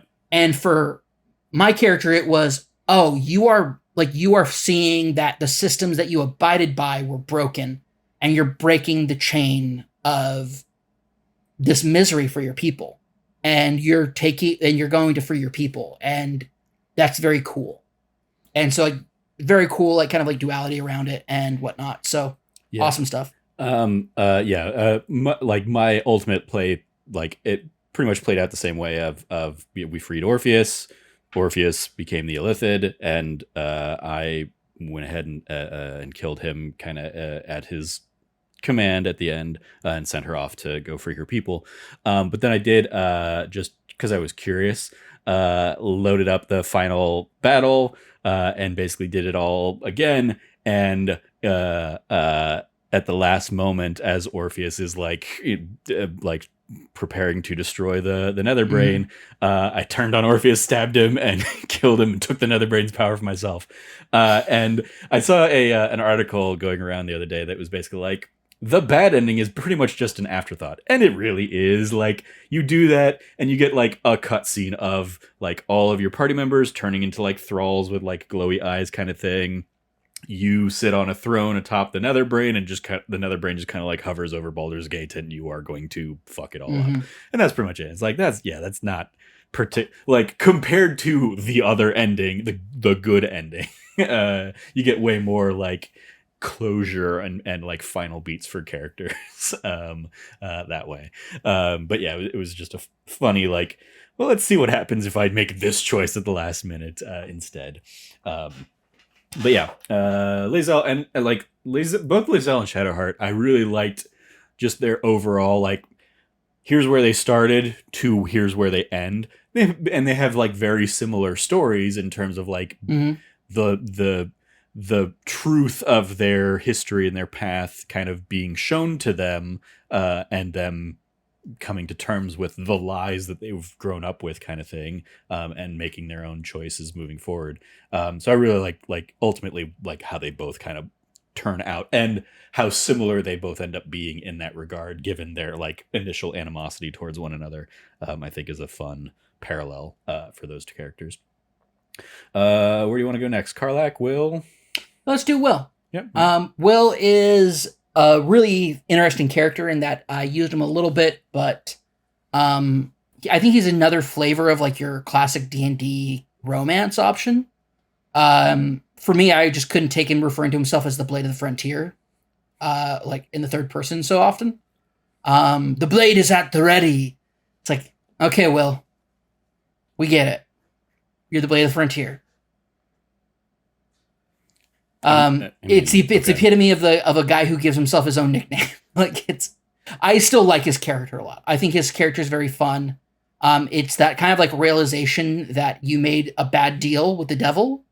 And then you find out, oh, you've known that this has been a bad deal for a long time. You literally lost your like relationship with your dad because of your deal. But you made that deal in like very trying circumstances where basically, let's be very real here. There's a term for what happened to you, and I'm trying to remember what it is. It's like when cops put you at a bit disadvantage to force you into committing a crime. I'm trying to remember what that term is. Yeah, I know what you're talking about. I think it starts with a D. I'm thinking in something. Yeah, I don't know. No, it's in something. You're right. It's in something. Not in sight. It's really bothering you now, isn't it? Well, I'm gonna look it up because it's the name of that Sean Connery movie with Entrapment. Entrapment, yeah. There you go. Basically, Mizora entraps Will into making a deal, which is like, you know, against my moral code as a paladin. I mean, yes and no. Like, she definitely like went to him specifically because he was the target, but it is also Tiamat was making a play to try and take Baldur's Gate, and, for sure. And Zariel didn't want that to happen, so she sent Lae'zel to, or not Lae'zel, Mizora. All the names are messing up with me. Sent her to go give Will his powers and kind of win him as a trophy in order to also stop Tiamat. Yeah, which I enjoyed that little bit of story stuff just as a cleric of Bahamut. I was like, oh, that's a cool thing. I would have liked if I had like a little bit more flavor text for that. If I could have specifically been like, well, yeah, Tiamat sucks. So at least you did a good thing there. But yeah. I almost never had Will in my party. So like my experience with him is very like surface level. Like I got a lot of his stuff. Though it will, when it does come to the end, like one of the big things I did in Act 3 was I blew up the Steel Watch Foundry, not realizing that was going to also kill Will's father and completely cut off me being able to save the Duke. So yep, that did not happen for me. He just kind of died, and Will's like, because also you get like, yeah, I freed Will from the pact after saving Mizora, and then Mizora basically like used Will's father as leverage to try and get Will to extend or like re-sign the pact, which I did because I didn't know there was going to be another. Or I did like it was not presented as like, if you don't do this, like you'll have another way to save him. It was very much like, do this or he's going to die now. So he does not die now. No, he does not. That's her. Later found out. Yeah. For me, that's like at that point, I'm like, oh, this is how devils operate.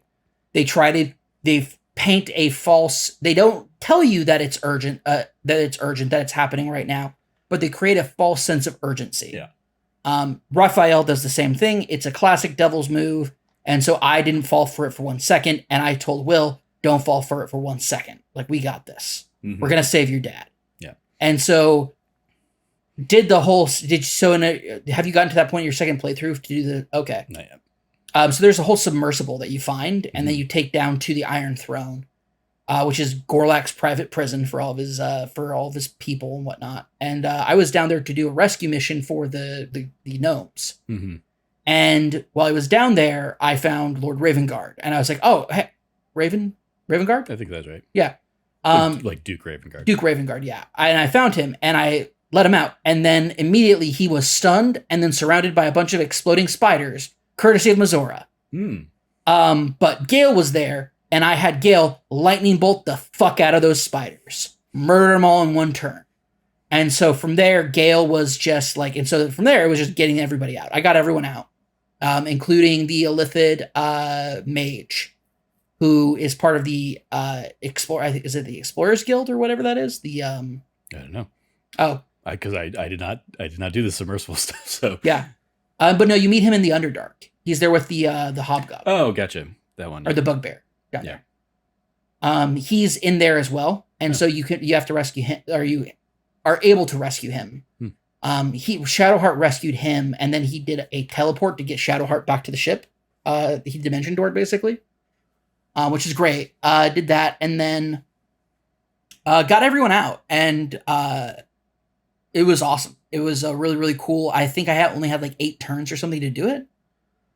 It was intense and it was difficult, but it was super enjoyable. And afterwards, Mizora shows up at the camp.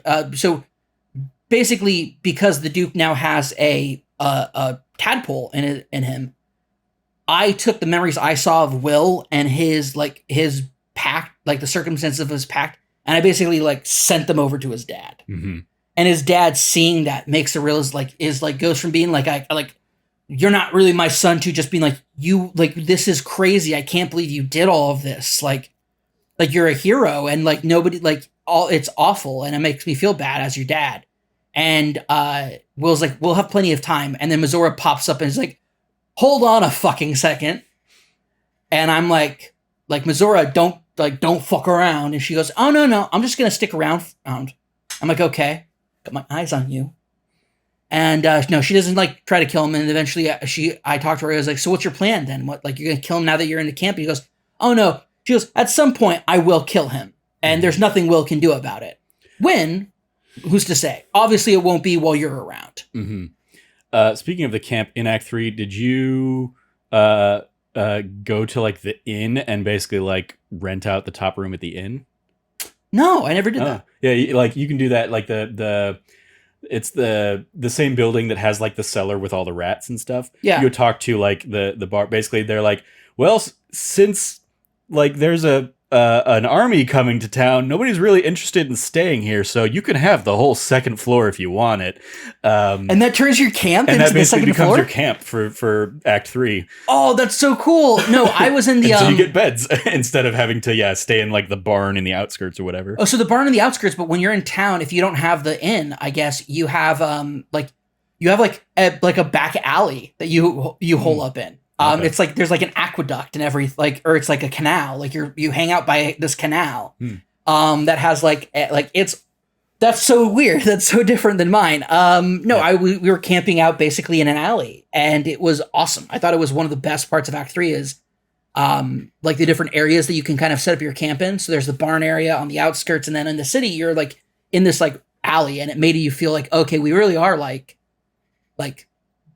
not bumming it up, but like really like the camp is still out there. We're still moving around. We're not holding up in one place. My crew was.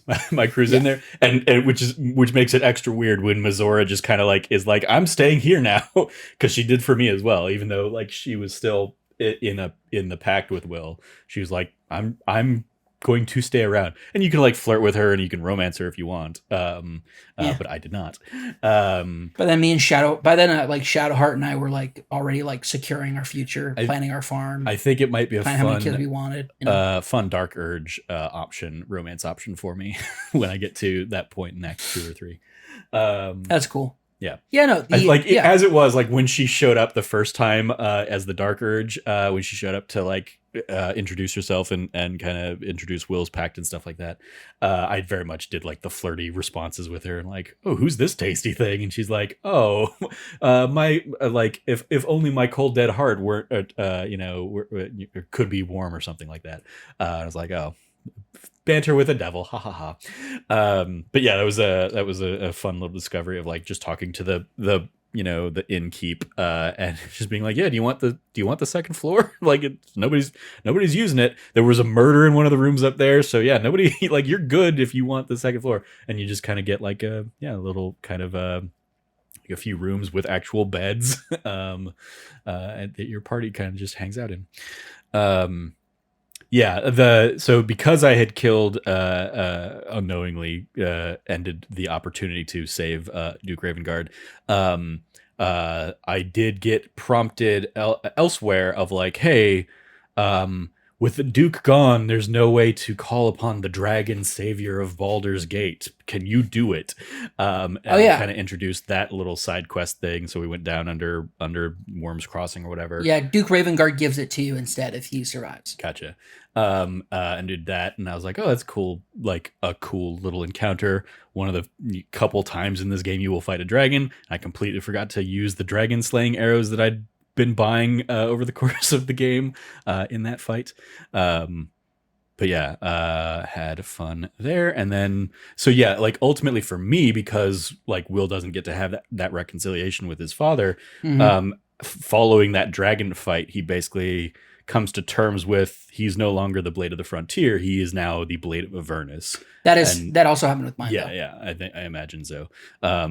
And basically like, yeah, just comes to terms with like, he doesn't need the fame. He doesn't need the recognition. He's still going to do what is right. And there are probably a lot of people in Avernus who need that kind of help. So he's more than happy to go there. Yeah, for me, it was he decides to become the Blade of Avernus to kind of like recognize that he like to kind of can't hide his horns. Yeah, he can't hide his horns, but also to reconcile like he did have a demon pact. And so coming to terms with, or devil pact rather. So coming to terms with that was like a big thing for him, but he decides he's going to be the Blade of Avernus and he's going to fight devils, continue to fight them. And he wants to be that kind of like that, like he wants to take on a deeper meaning to him being, to his heroics basically. Mm-hmm. But he does make that reconciliation that he is who he is. Like, even though the dragon won't be woken, that there's still more to it than that. Yeah. At the end, for me at least, Will makes the decision to go join Karlach in Avernus. That also happened with me. As Karlach is kind of like her like we'll get to her in a bit, but like next probably. Let's say I was going to use that as the segue. The segue, Karlach, yeah. So unless he you goes. Have any final thoughts on Will? Will was not going to Avernus initially, but he decides to go to Avernus to be with Karlach, basically. Yeah. They had some sort of a budding romance during that playthrough for me. Yeah, for me, I don't know if there was ever like a romance, but like they grew to like respect and appreciate one another. And I think a lot of that is the fact that I never had Will in my party. So like there really weren't like interactions between the two characters. But yeah, I'm sure if you travel around with the two of them, they probably have some sort of banter and whatnot. But yeah, moving over to Karlach. Karlach's just great. I think she is the one like who I most want the writers to rethink her arc, and they're already doing a little bit. They've already kind of given her a little extra coda to the epilogue, which they released the day after I beat the game. Yeah. So I didn't get to actually trigger it. So what's interesting about Karlach is the first companion who was originally not romanceable, who they added romance to as an option. She originally was not romanceable. And they added it in due to fan feedback because she is literally the squishiest hearted marshmallow barbarian tiefling you'll ever meet. She is just the sweetest person. I love her. I adore her. I will protect her. I will protect her for all my days. If I had met Karlach before I started my romance with Shadowheart, I would have romanced Karlach 100%. In my next playthrough, I will 100% be romancing Karlach. Probably from now on, I'll romance Karlach. She has so many fun lines in her as part of her romance. Like one of my absolute favorite lines in the game comes from her. I call it out in one of the recent Let's Plays. I love it when you're like, hey, come with me, join my party, and she goes, fuck yeah. I'm like, oh my god, I love you so much. Like you are. Or hey, stay back at camp. That sounds boring. That's boring. Really, really, really. Yeah. Yeah. I guess I'll just stay here and eat dirt or something. Yeah. You're the best. You are the best. You are my love. I love you so much. She is just powerful. She is strong, and I adore her. I think the world of her. I think she's so great. She the line I was referencing in it, like after you two like consummate your relationship, once you're finally able to, this will also lead into some of the big differences between my initial run and yours, and then also my second run, obviously. But yeah, once you get that second upgrade for her where she can touch people again, you can have the relationship and kind of sleep together. And then the next day she'll just be all giddy and stuff. And she'll very much be like I adore you. I adore you so much. And one of your options is like, I ... love you. And if you choose that one, she's like, I love you too. Oh my God, I've wanted to say that so much. She's so right there ready for it. And so giddy and so excited. It's just such a pure, beautiful sentiment of like, she didn't want to be the first one to say it, but now that it's out there, she's so glad she gets to say it. And it was so, yeah, it's like, I like I don't know the actresses who voice a lot of these people, but like her performance is so fun, so endearing, and so wonderful. And I also love, if you've seen, well, you may not have seen, maybe it made its rounds on TikTok and stuff. But she read comments and stuff. She's like, I just want to fucking go to Build-A-Bear. As she said that line as Karlach, and it's just like, that's awesome, endearing and adorable. No, what actually introduced me to Autumn Ivy, she's a cosplayer and whatnot. What introduced me to her was actually she did a cosplay at PAX as Karlach, and she even had like a glowing heart piece, and it's still like the coolest thing. I looked at it a couple of times already since she posted it, and it's just like so cool, so awesome. I freaking love. I love how many people have like love and adore Karlach. She deserves nothing but the best in life, and she doesn't get that in her ending, and it fucking sucks. Yeah, that's that is the most tragic part of Karlach, is that like there's no. And I remember like before I beat the game, when you beat it, you kind of alluded to like there's one character's ending who I don't like, but it's what it is kind of thing, and yeah, it's like there's no good ending that Karlach gets, unless like the closest you can get to a good ending is if you romance her, you can go back to Avernus with her. There's also join her there if you convince her to become the Illithid. She doesn't go back to Avernus. Oh yeah, I guess that would also do that. But you have to like convince her over time to basically become the Illithid, and I was not doing that in my playthrough. So, no, it's brutal. It's absolutely brutal. I think their goal with Karlach, because her original arc was never supposed to be a romanceable character. Yeah, I think hers was supposed to be kind of like the idea of like. She is selflessness. She is always putting others before herself, and she never puts herself first. And she is this kind of idea of what a hero should be.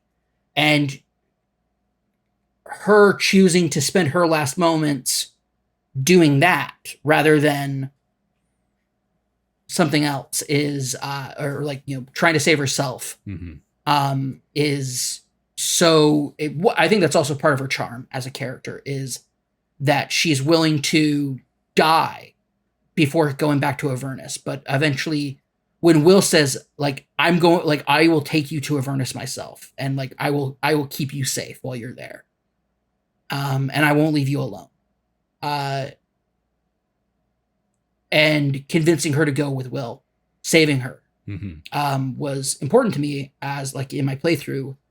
But it is still like Asterion, I just don't think that ends well if he's not ascendant. Like it's weird. Mm-hmm. Like that entire like end thing is just super weird and kind of comedic. Where then you shoot over to Karlax and it's this poignant, like awful thing where like she just asks you to stay next to her, and be with her in her final moments. And I agreed to, and then Will stepped in and did that. And I'm like, that's awesome that Will was there. We're going to save her. Everything's going to be okay. But it is a brutal, like, you never get to fix her heart. Yeah. You put her on the right path, but the game, no matter how much Infernal Iron you pick up, no matter what you try to do, you never get to do anything with more than those 2 pieces. I really thought because if she's in your party when you're going into Baldur's Gate, the Steel Watch will recognize her as a Steel Watch because they have the Infernal Hearts. They have they have Infernal Hearts.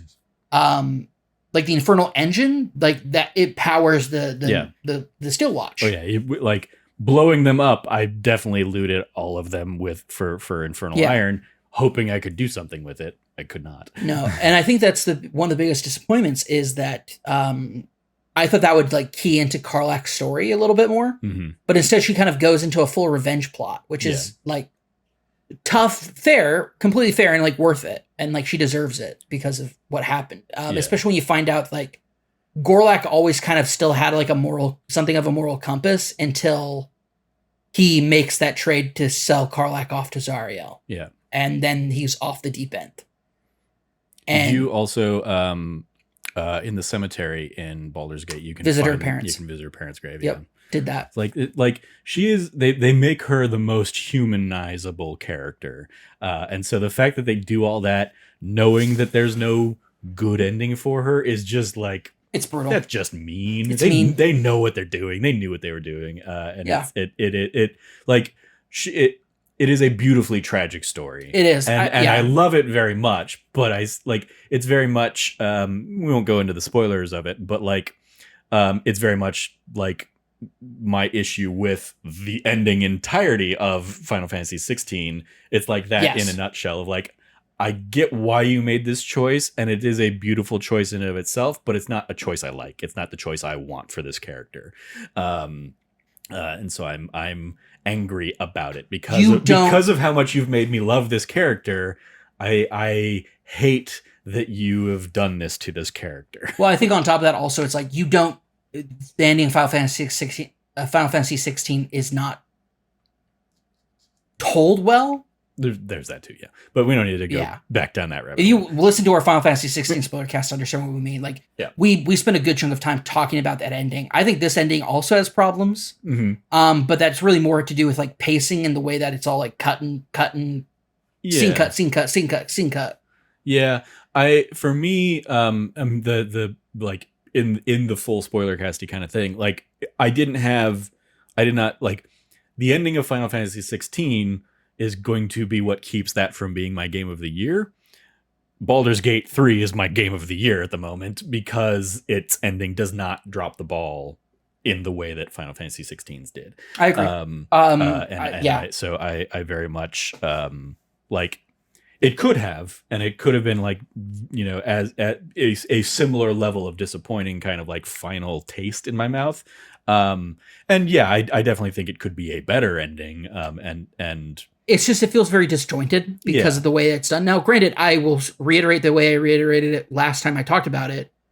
I'm sorry, we're going to reiterate same thing I said the last time.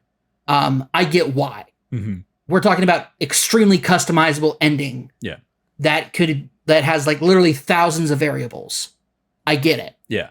And I do like that some of the ending is basically doled out earlier in the pre-final fight when you kind of show up with Orpheus as the Illithid, at least in both of our games, and you kind of show up to that like council of like, here are all of the allies that you've made across, you know, a lot of these quests and stuff who are here ready to give you a hand as you make the final push. And so like getting to see like Arabella there and stuff like that after having helped her out so many times, and and just various other, like, you know, Mizora shows up, she's like, all right, we're in this for the, you know, the end haul kind of stuff. And she didn't show up for me. Oh, she wasn't there for you? Nope.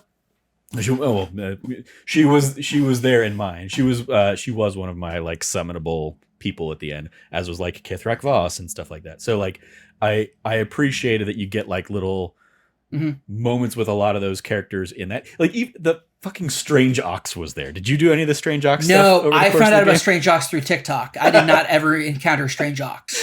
Like this Strange Ox that I've been helping out since the Grove, every here and there. Like he shows up at the end, and you find out he's this weird shape shifting like amorphous kind of thing. But yeah, he basically became one of my summons for the There you thing. go. And I was like, cool, thank you, Strange Ox, you weird you weird thing that I smuggled in as a strange apple. I smuggled you into Baldur's Gate as a strange apple. Um, Okay. yeah, it's like you find him on the outskirts. He's like, hey, it's you again. Help me get into town. I need to get into town. And he just like transforms himself into an apple that you'd like carry in. And then as soon as you get into Baldur's Gate, like the apple hops out of your pockets, like, thank you, friend. And you've Strange Ox quest completed or whatever. It's like, There you all go. right, there we go. And Never he, met him. like gave me a little thing and Never talked to him. yeah, weird little thing. So I want to dive in. Obviously, Karlak, great stuff. And like her story stuff. I guess largely is like the Act 3 with Gortash stuff. Yeah. She didn't have a ton prior to that, apart from like, hey, yeah, you can help her out with her ability to touch people, which I did not get to do in my original playthrough because Damon died at Last Light Inn, as did everybody in my initial playthrough at Last Light Inn, which is also why I wasn't able to recruit Halsin. So I want to hear kind of your thoughts on the Halsin like character and arc, because I did not have that. I've Mhm. got to experience some of it now in my second playthrough. But yeah, the real big divergent moment for Cam and I, that we've alluded to over the course of a couple of our episodes was in that Last Light Inn fight, in my first playthrough. Marcus, the winged flaming fist, shows up, knocked out Isabel. Like him and his demons pretty much knocked out Isabel because they pretty much all got initiative before I really got to act in my in my first playthrough there. And so they took her out and like flew off with her, and the shield over Last Light fell, and so all of the Harpers there, all of the other characters there, turned to the Shadow Curse, and you basically now have to fight all of them, and everybody's just dead. And so it basically, like, your crew and Jaheira are the only survivors when that happens. So I did not get to trigger a lot of stuff as a result of everybody dying there.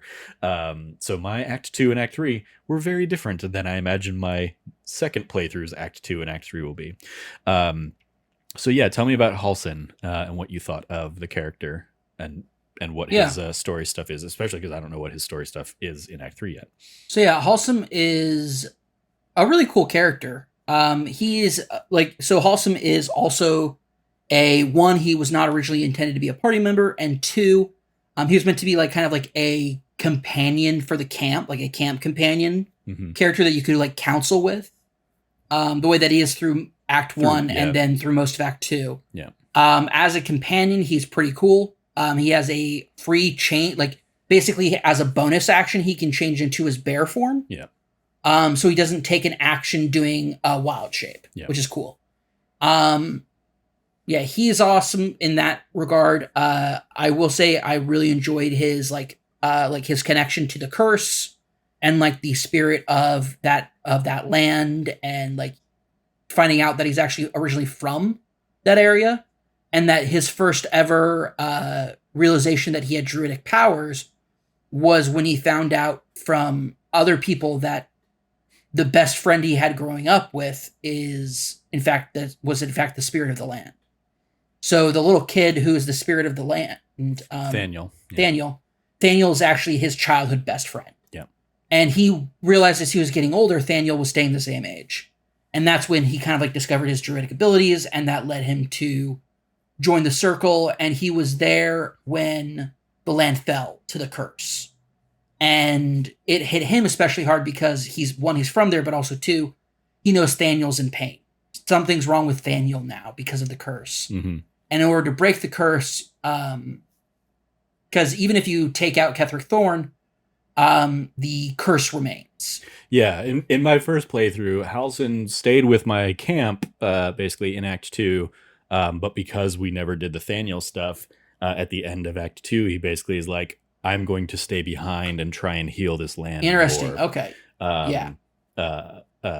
Because because Thaniel never got freed from the from the Shadow Deep or Shadow Keep. Whatever.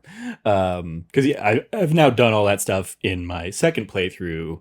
And I will say it, the fight where like he opens up the portal to go in and get Thaniel, that you kind of have to like guard. Yeah. Like I really enjoyed that as an encounter because I hadn't really had many of those. Like, okay, like protect this area kind of thing. Yeah, there aren't many Yeah. in the game, and that makes it a really unique encounter. Yeah. And also it unlocks Halsem as a companion. He's very strong. It's funny, he's super beefy and buff, but he has a strength of 10 because he's a druid. But one of the interesting things is that he's actually even though he was the arc druid of the Grove, the Druid's Grove in the first area, he actually has never liked being the leader. He prefers being like an agent of action, and he was very, very reluctant to take on the role of leader.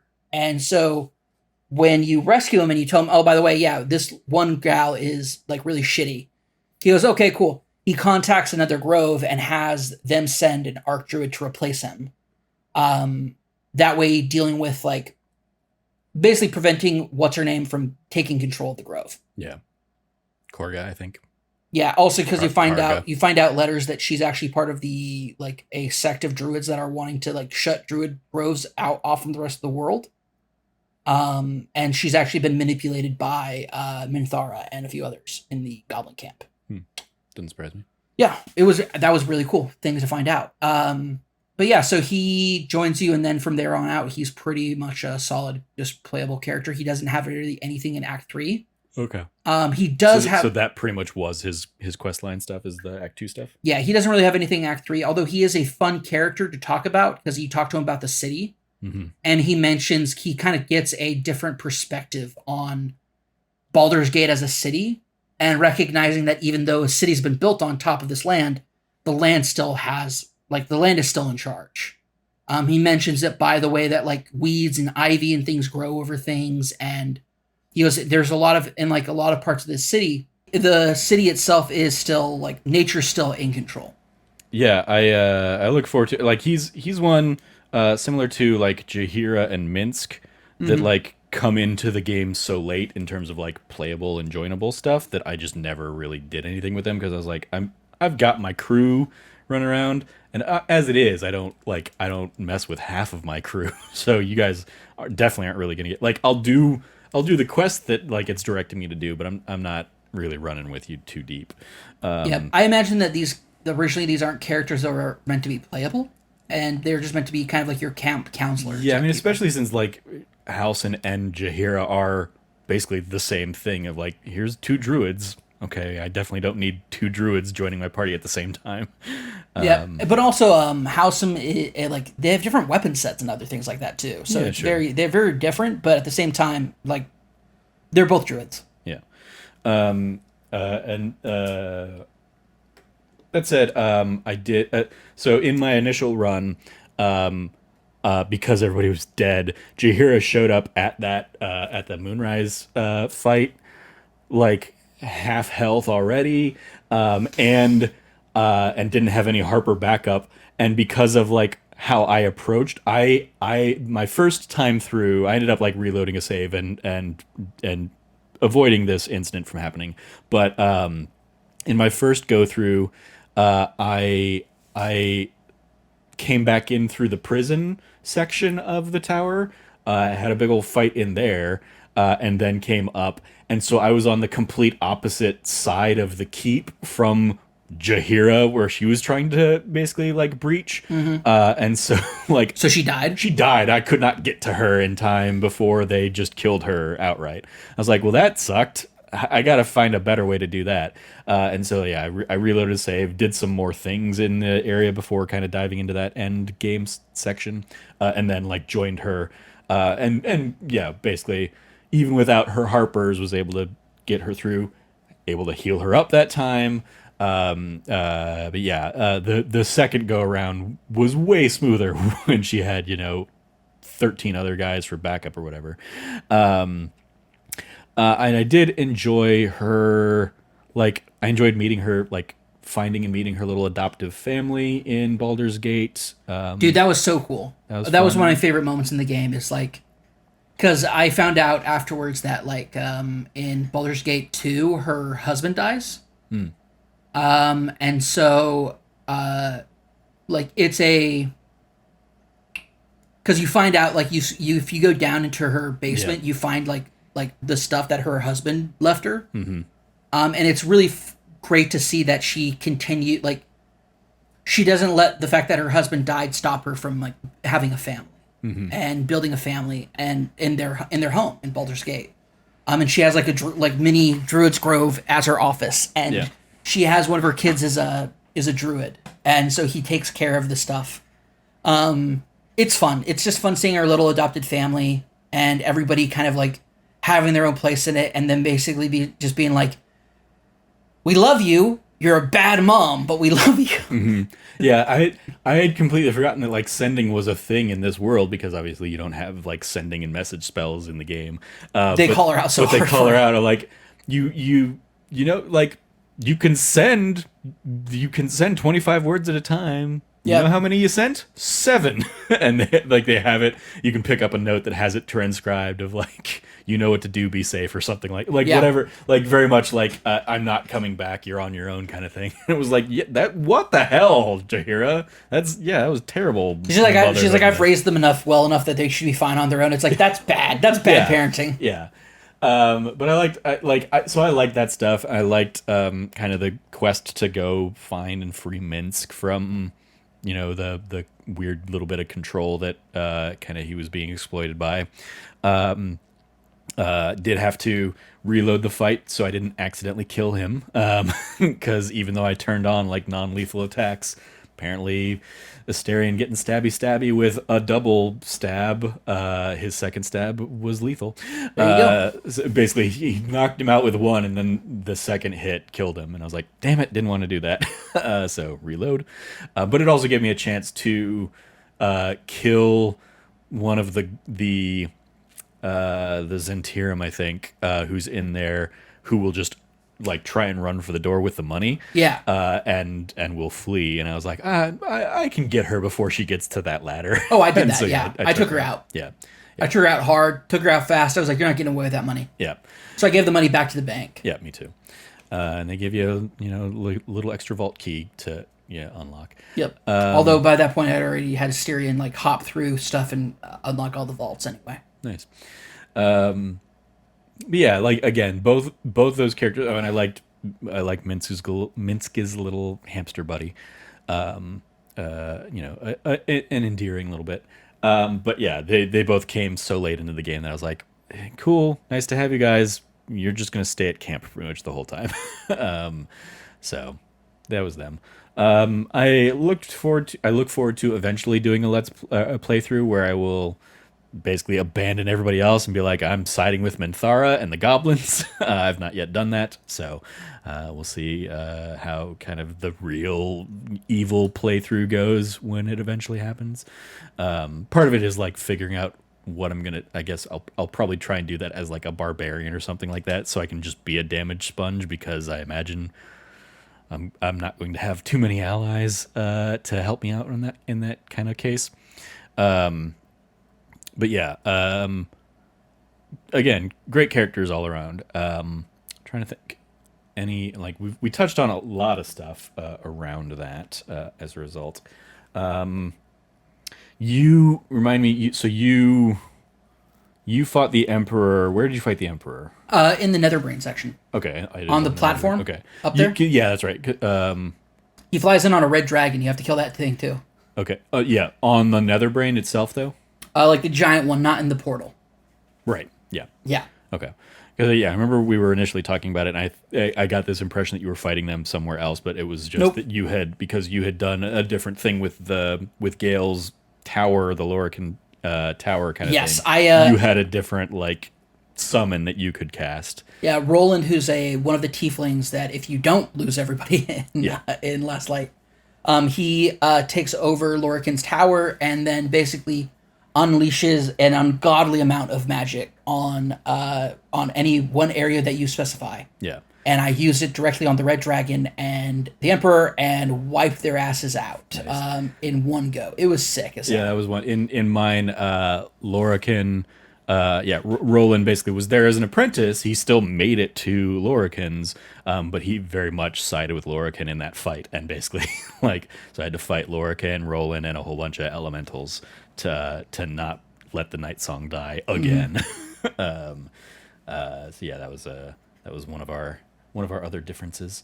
Trying to think other fun little bits. I really liked a lot of the Shadow Town outside of Moonrise, with all of the children of Thorm, that were like, the super greedy one that had turned into a whole bunch of gold, the super slothy one, Gluttony, that was just a whole bunch of like a fat old beer belly in the pub, and then the just insane doctor one. Yes. I really liked those encounters, especially Well, because so we they talked each about have a fun companions. We way want of. to kind of break down act by act what are our major choices then? I mean, yeah, I guess. Yeah, I mean, obviously we both picked the Grove over the Goblin stuff. I did the Hag stuff, which you did not I did not do. do the hack stuff. You're No. not finding the Hag stuff. Anti-Ethel stuff is fun. You can basically find this. So Anti-Ethel, you may have encountered her in the Grove in her like human form, because she's there. She's like one of the little shops in the Yeah. Grove. And then if you go south of like the Blighted Village, she's arguing with a couple of young men, who are looking for their sister, basically. And Auntie Ethel's like, "Oh, please help there, Sonny. These two men are accosting me, and I don't know what they're talking about." And like you'll get an insight trigger that's like, "She's lying. She's definitely seen this girl." And you call her out on it. She's like, "Well, drat. I hope you, I hope you're happy." And then she'll run off into this little like grove area kind of thing, and you head down there, and you get like a prompt that is like, you get the feeling something's watching you, and if you pass a perception check, this sunlit grove suddenly reveals that no, it's really like a dark and greedy swamp kind of thing. And there are things like, there's a little basket with red apples, and like a, hey, enjoy a red apple. And after you pass that perception check and see how it's all corrupted, it's like, oh, it's a poisoned apple. And if you so if you try and eat these things and didn't pass that perception check, because you can also do that, and you'll just kind of like, you'll see sheep roaming around going bah, and if you pass that perception check, those sheep are all red caps in disguise, and they like, you'll go up to it, and the red cap will like just look at you and say bah, and you're like, it doesn't know you don't know it, or it's not a sheep. And so you can basically like say bah back to it, and your whole party will approve. But yeah, then you go and find Auntie Ethel with this girl who basically, her whole thing is, her husband died, and she's trying to make a deal with the hag to bring her husband back in exchange for her unborn child.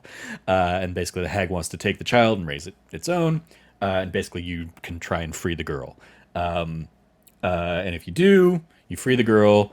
You can find like this wand that Auntie Ethel got. It's called like bitter divorce or something like that. Basically, you will find as you go through like her little crypt area, the she's very similar to a devil in the ways that she's like given people what they wanted, but not how they wanted it, kind of thing. And so you get the vibe of like, oh yeah, like this is not a good deal for Mayrina's the girl. But you can find this wand that's called Bitter Divorce, and it has like Connor's name on it, and Connor's the husband. And basically you can go out and find the coffin of Connor, and you'll find Marina out there like crying over it because she doesn't want to like say goodbye. She don't want to commit to it, and you can be like, "Hey, I found this wand. I think I can bring your husband back with it." Or you can break the wand and basically like remove that as an option. But if you bring Connor back, he just comes back as an undead. Like Oh, he's just a zombie, like really like decrepit body and stuff like that. But you can give her the wand, and she will be like, "I'm going to try and find a way to fix this. I've got Connor back with me. This wand kind of lets him basically lets me be his master kind of thing, so he'll come with me." And I've not found what that turns into in Act 3 with Connor alive, but okay. in my original playthrough I broke the wand, so she's very distraught about it, but she still goes to Baldur's Gate, and she starts basically like a Hags Anonymous, like Hags Victim Anonymous kind of like support group of like other people who have been like cursed by hags, and so you can kind of like pick up and do like a second part of that quest line there. And it turns out Auntie Ethel didn't die, or she had like a thing that like kept her alive or and Okay. brought her back. And so she has basically done it again, but now she's taken like a girl from the Baldur's Gate area, and you can basically pursue that quest. You can go find her. Mayrina or somebody will give you a thing that they will give you a recipe that is called like Hag's Bane or whatever. And basically, if you craft it and then you use it on Ethel, she will vomit up the child that she has swallowed. So she has like completely eaten this child, this girl that you're out to save in Act 3, and she will vomit up the child. The child will run away, and you'll get a whole like other thing when you get out of there. And Auntie Ethel will be super pissed. And in Auntie Ethel's like chamber, it's another one of the like the really cool unique fights, because you can kill her, but there are three like like life spores or something. Basically, three mushrooms around her little den that will revive her every turn. So you have to, in addition to fighting her and keeping her down, you also have to make your way around and destroy those plants. They take normal damage, or you can cast blight on them and basically like kill them in one hit. But yeah, basically like Auntie Ethel will not stay down until all three of those things are gone. Okay. So that's also explaining how she came back in the first Yeah. place, how she wasn't dead after you killed her in Act 1. So yeah, that was a cool little fight as well. I had for that fight, it was one of my like most strategic, like, oh, I'm just cheesing this really, because I had Asterion cast greater invisibility on himself, and then just like every turn she popped up and he was like next in the And initiative, so we and just take her out. just like kept stabbing and sneak attacking her and killing her Nice. and staying invisible, while my other three characters went around to take out the mushrooms. So yeah, that's the cool fun hag stuff. I really enjoyed like the different approaches to that fight. And also, in my original playthrough, when you uncover her and when she reveals herself as the hag, she immediately like runs and like goes down to her little like hidey hole den. But in my second playthrough, I managed to kill her before she was able to escape.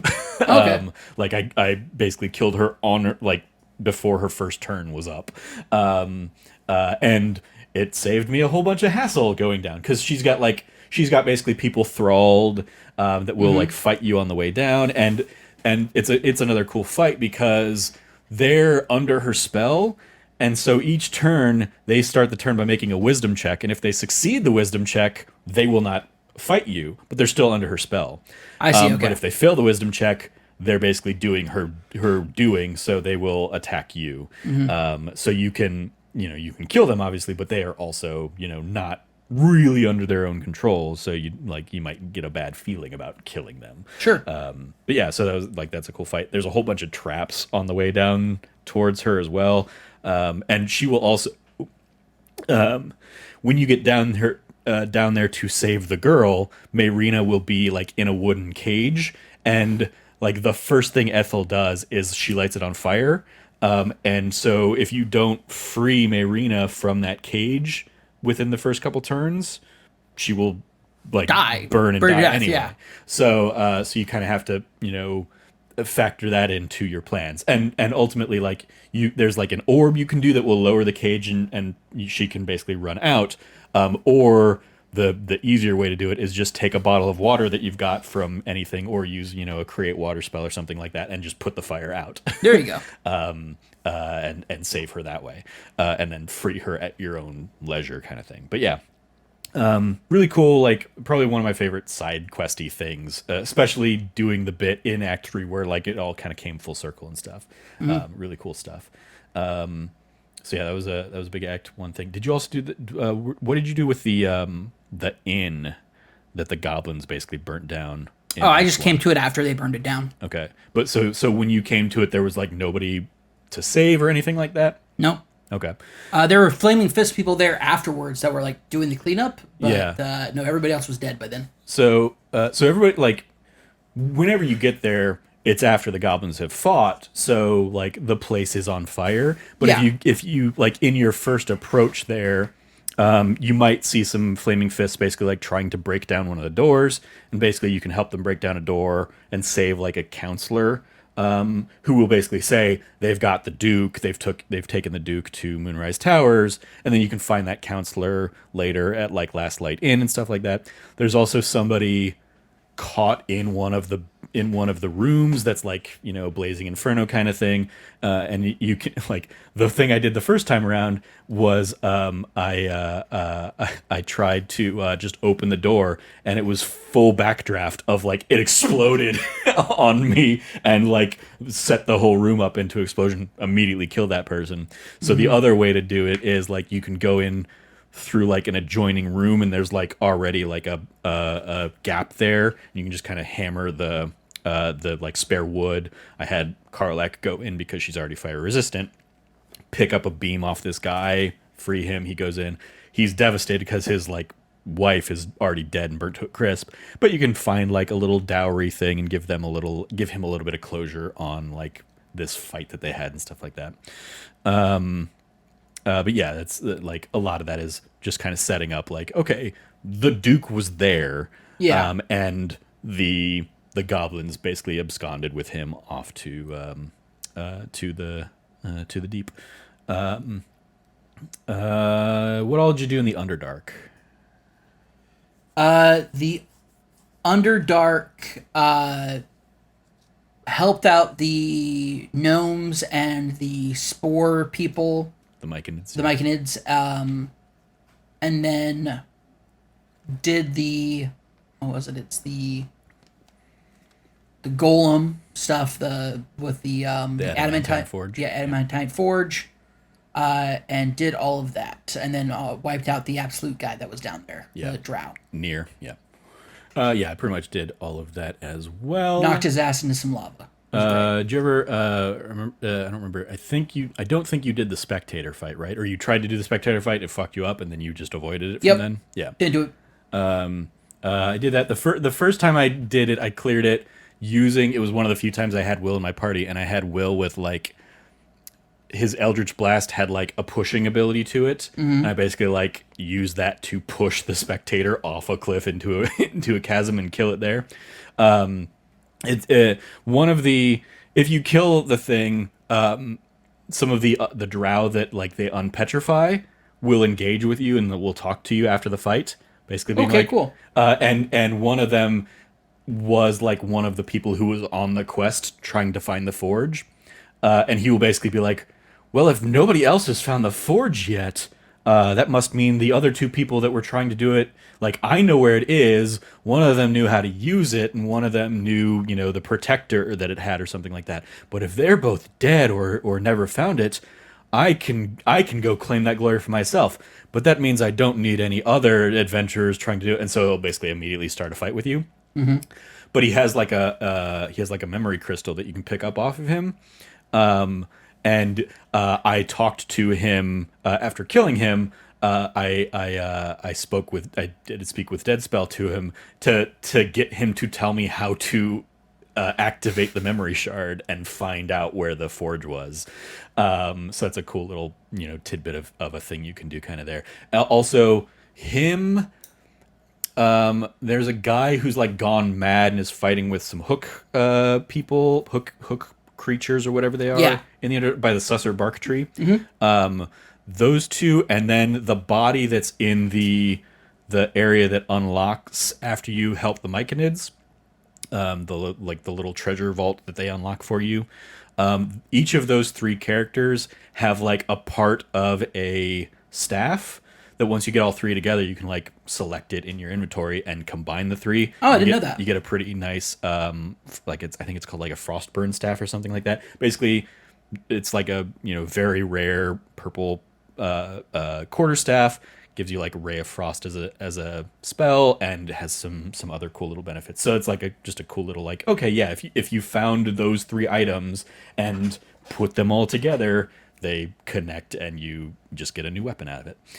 So it's a cool little tidbit there. But yeah, the Adamantine Forge was fun.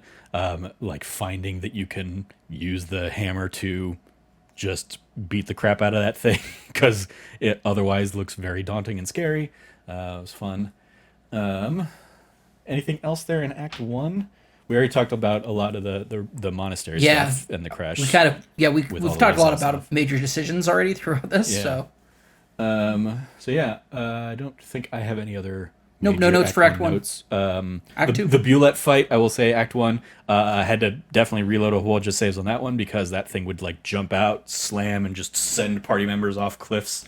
Yep. Did not have fun with that till I finally got them into a place. I did in my most recent playthrough as the Dark Urge. Well, there's also an arcane tower, which you didn't do down there. That's got some cool stuff, including like some automatons that you can find. And in that arcane tower, like the person who ran that arcane tower, it seems to be like I found a book that basically was like talking about their pet Bulette.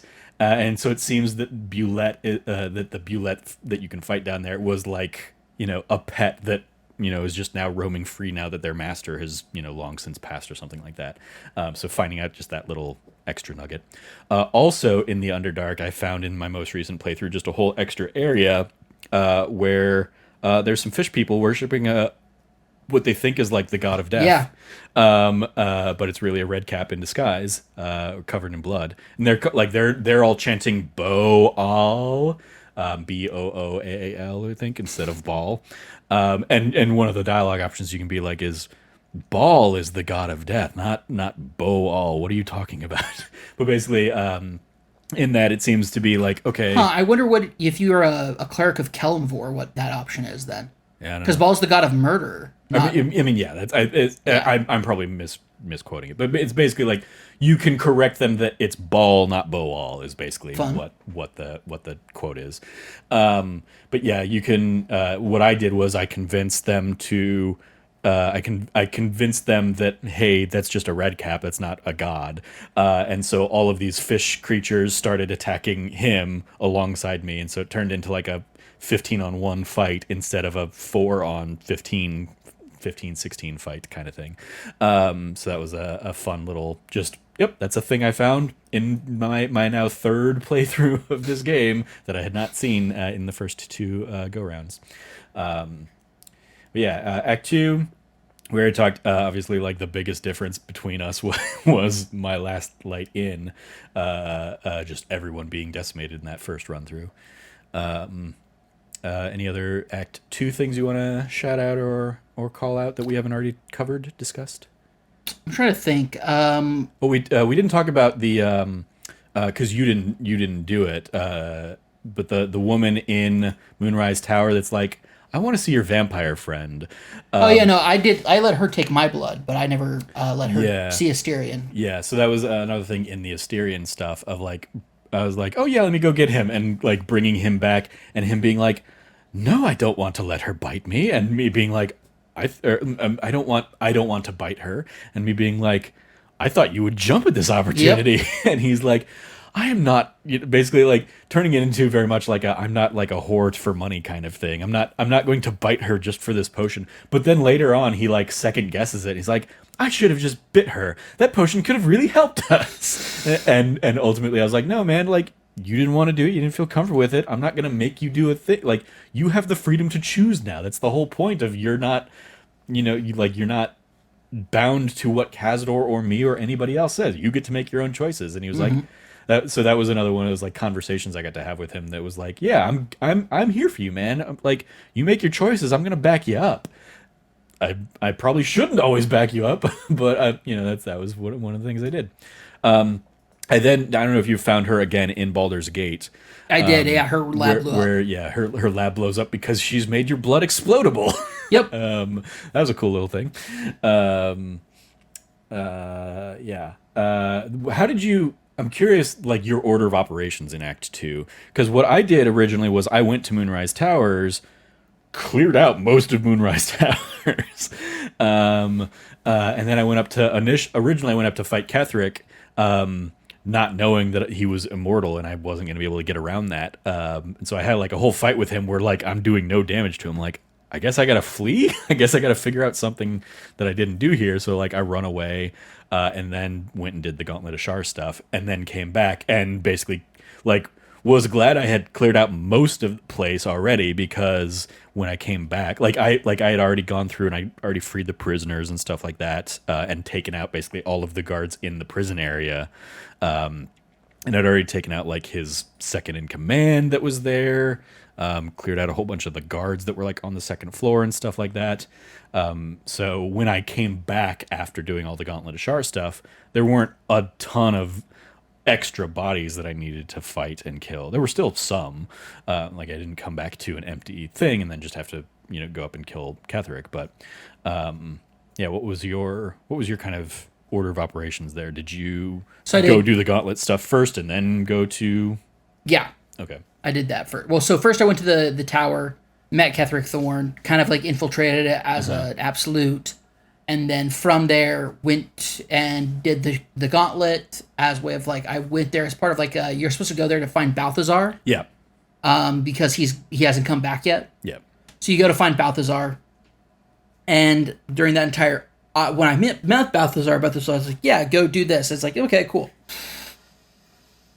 Sneak attack. Except I sneak attack him by hitting with a punishing smite. Or thunderous smite. So I knocked him on his back and then like one shot at him.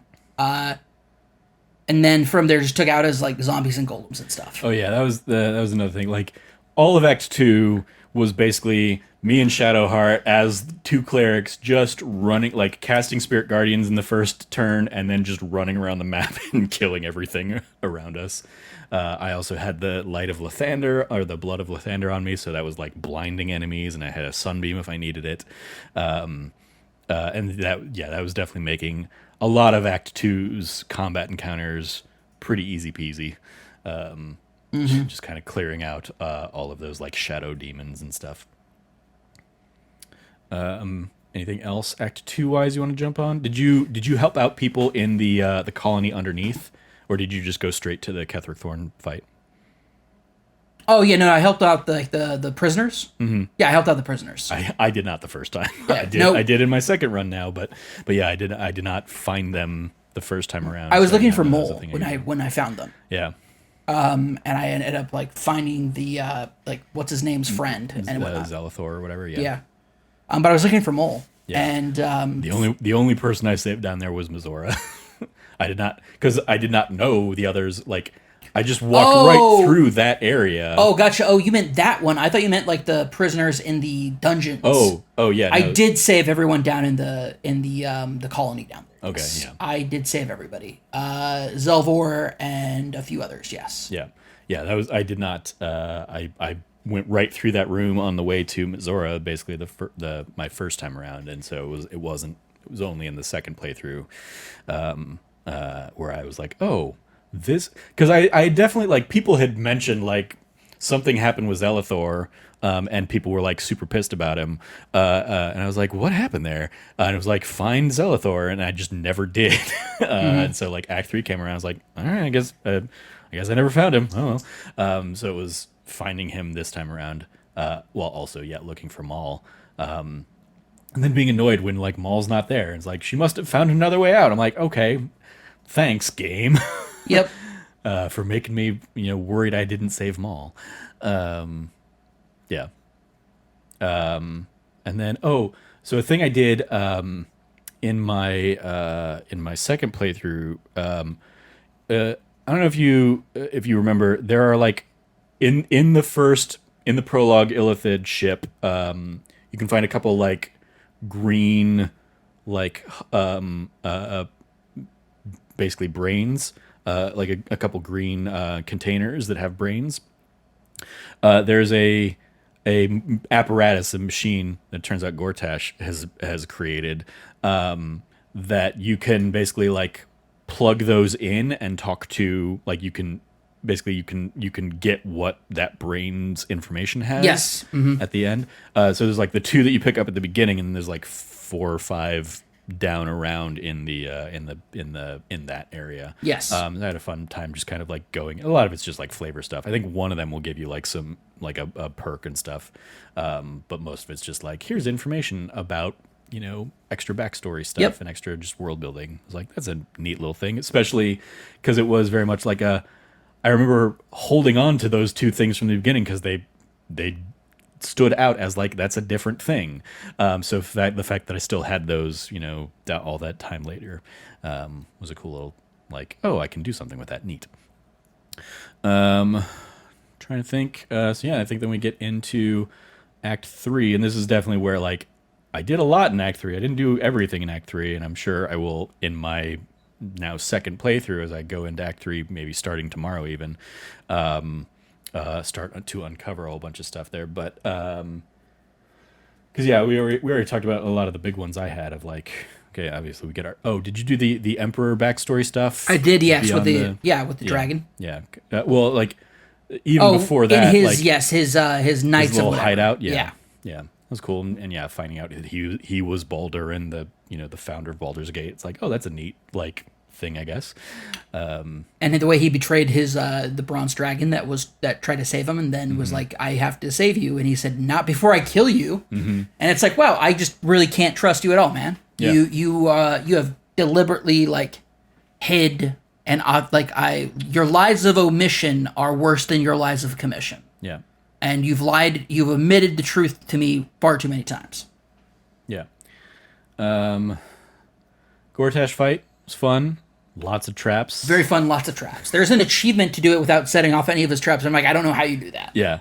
That's going to be a tricky one. I actually killed him by accidentally accidentally setting off a bunch of traps around him. Mm-hmm. He was basically foiled by his own traps. I also lost half my party. Yeah. Yeah, I took advantage when I could of because a lot of the traps in that room are like they're gonna throw out a thing that explodes, but it doesn't explode immediately. Yeah. So it was picking up that exploding thing and throwing it at an enemy, and using that to do a whole bunch of damage or blow him across the room or something like that. What do you think of Orin just as a character in general? I guess Orin, the third of the the third one. She's fine. the chosen. I think she fulfills. From what I understand of what I've seen and heard from other people, is that she is far more interesting if you're the Dark Urge. Okay. Yeah, I guess I've seen some stuff about that. Of basically, you can kind of challenge for her role as Ball's chosen. Yeah, there's a lot of revelation made about it that I've just heard about, and I'm like, that sounds interesting. I'm saving more information about it for my Dark Urge playthrough. Yeah. But from what I understand, she's far less interesting. In my playthrough, she was far less interesting, which is fine. She, I think she's also a far more interesting character if you've played the first couple games, because you can find out she's a legacy character. Yeah, but she's not a legacy character so much as she is the granddaughter of the big bad from one of the other games, who does have a cameo in this one, and I fought him in this game. Yep, he drops a great sword that I used for most Fact 3. Nice. Yeah, taking him out in tribunal. I was like, I don't know who you are, but then reading some stuff about it is oh, you're one of the big bads who tried to destroy Baldur's Gate 100 years ago, aka in one of the last games. Cool. Yeah, I also really liked the fight going down into the Ball's Temple. that was basically like, Yeah. hey, this guy's gonna use Finger of Death on you, and or word power word kill, I guess, unless you can like get to him and stop him, kind of thing. And so that was one of those like I think I had Asterion basically like, because in that one I had Asterion, I gave him the thief path that basically gave him a second bonus action.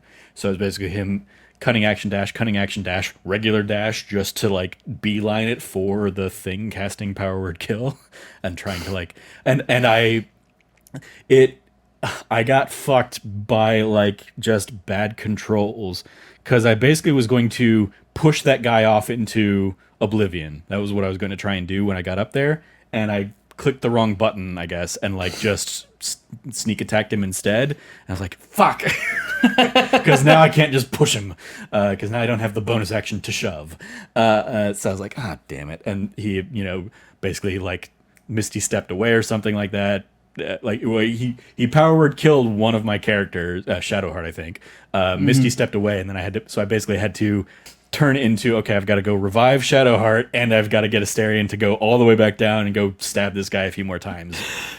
But I'd liked that, like, all of the other enemies there are basically just like set dressing, and if you kill that guy, the fight ends, and they're like, all right, you've completed the trial. It's like, cool. Fuck this fight. But yeah, it was still like a fun. Like I really liked when the game threw like an extra layer of like, here's another way around this instead of just killing everybody. Those were always like my favorite encounters in the game, because that is, I think, what makes D&D so much fun, is that you can have like multiple, like you can turn combat encounters into a puzzle to solve instead of just bullet sponges. It's one of the great things about it. Like with Nier, it's Nier, right? The absolute guy down in the Grimforge, yeah. Turning that into basically like a shove-a-thon of just shoving people into the lava to kill them. I mean, the real easiest way to kill Nier is just to go take a long rest. I found doesn't that kill it kills the gnomes that are in there too. And so gnomes won't be happy for you. But it's definitely a thing you can do, and it, like, one of the fun things is if you try and go take a long rest, Nier will like use the Illithid connection to like talk to you and be like, "I need your help. What are you doing? Please come help me." And you can go take a long rest and then come back, and like you'll get like, actually, if you even just go to camp, like you'll get the kill Nier complete. And so now it's just a matter of going and getting his head. So that's definitely an option you can do. It's very much a la like the end in like Metal Gear 3 or whatever it is. Yeah. Of like, that's, famously one of like, if you wait a week in real world time from your save, he'll just die of old age. One of those kinds of fun, like, oh, that's a clever option that they give you here. Yeah, it's not an option you're going to take if you're trying to do things, and be good and heroic, because you're going to try and save those other gnomes as well. But yeah, I like things like that, where it was like, okay, there's multiple approaches to this. I didn't do the like shove-a-thon into the lava so much, but I did, like, because I recruited, or I convinced the mercenaries in that fight to basically side with me because they were pissed at Nier for not getting paid. So basically, like, they joined me, and so it was like them and me and like in my party fighting just a few of Nier's guys. And they were definitely doing that, of like trying to shove one another into the lava, but I was mostly just trying to like whack people out outside of, away from the lava, so they wouldn't shove me into it. That's fair. Yeah. So yeah, any other, I mean, what do you think in general of like the kind of the trek up to the Elder Brain and the Elder Brain fight and all that stuff? It got a little confusing at one point for me, because I was like, how the hell do I get up here? Because I realized I took the wrong route. There's an entire other route, like other side that you have to go up. And I was like, okay, cool.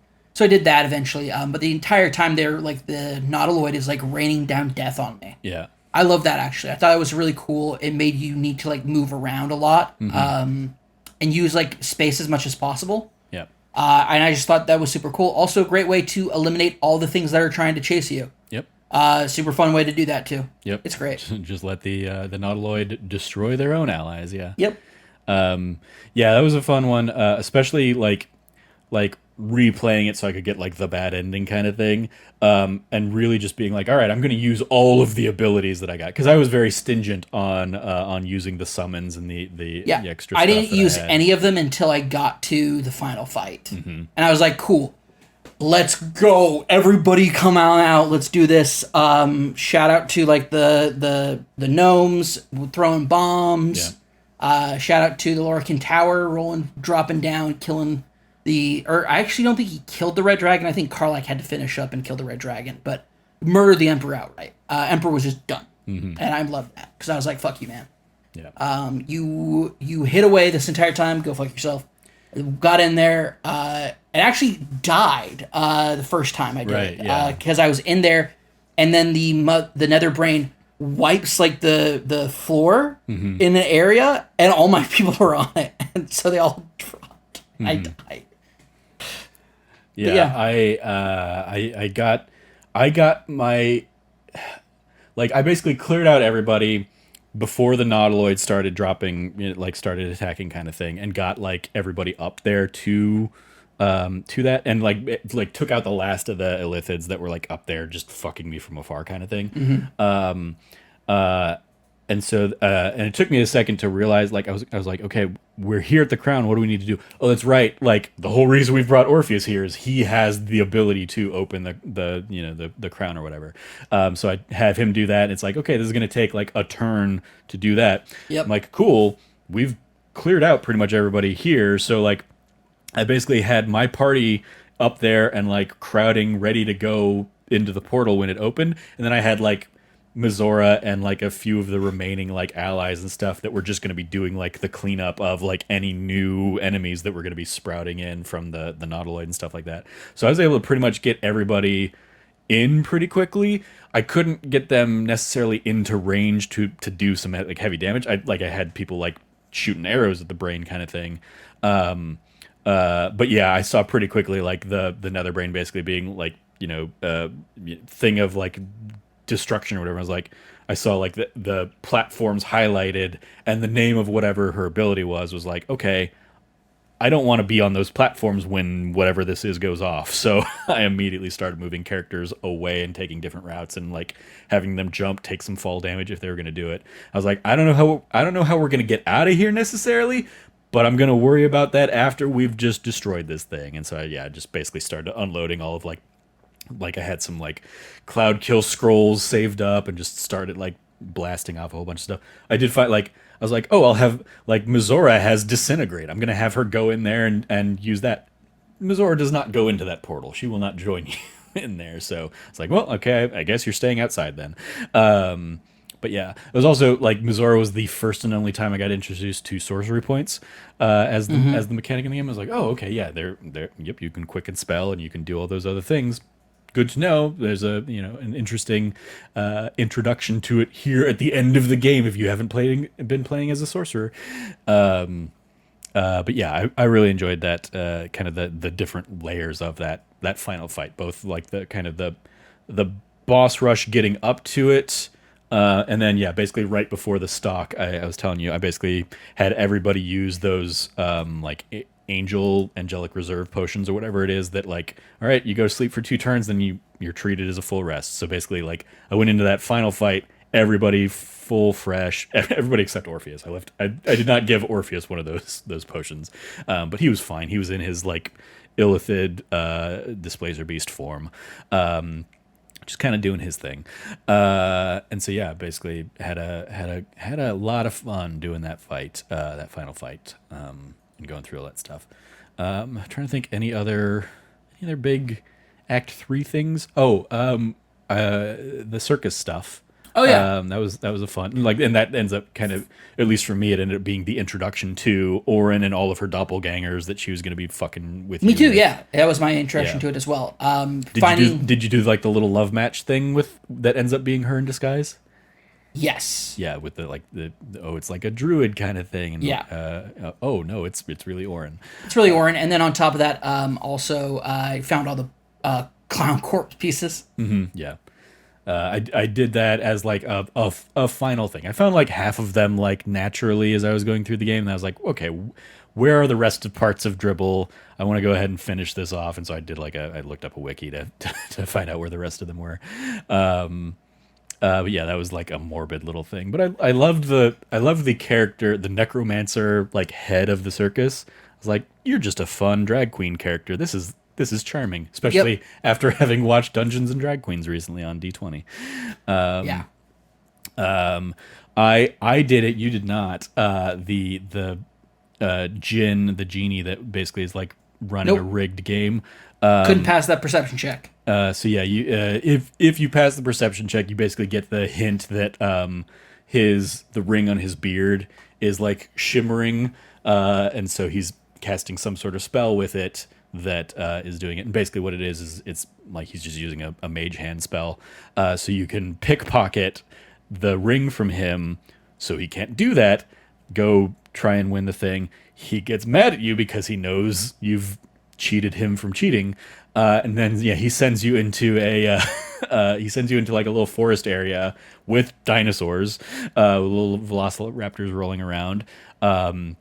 I did it as well with Asterion because he was my thief, and so I basically like turned invisible. Was like, I'm not fucking with dinosaurs with just one person, but you can like kind of avoid them. Get to the end, you get a chest that has the real prize of that is a legendary trident that has basically like the callback ability. So basically, like you throw the trident and it will just come back to you. It also has like force damage. It pushes enemies away.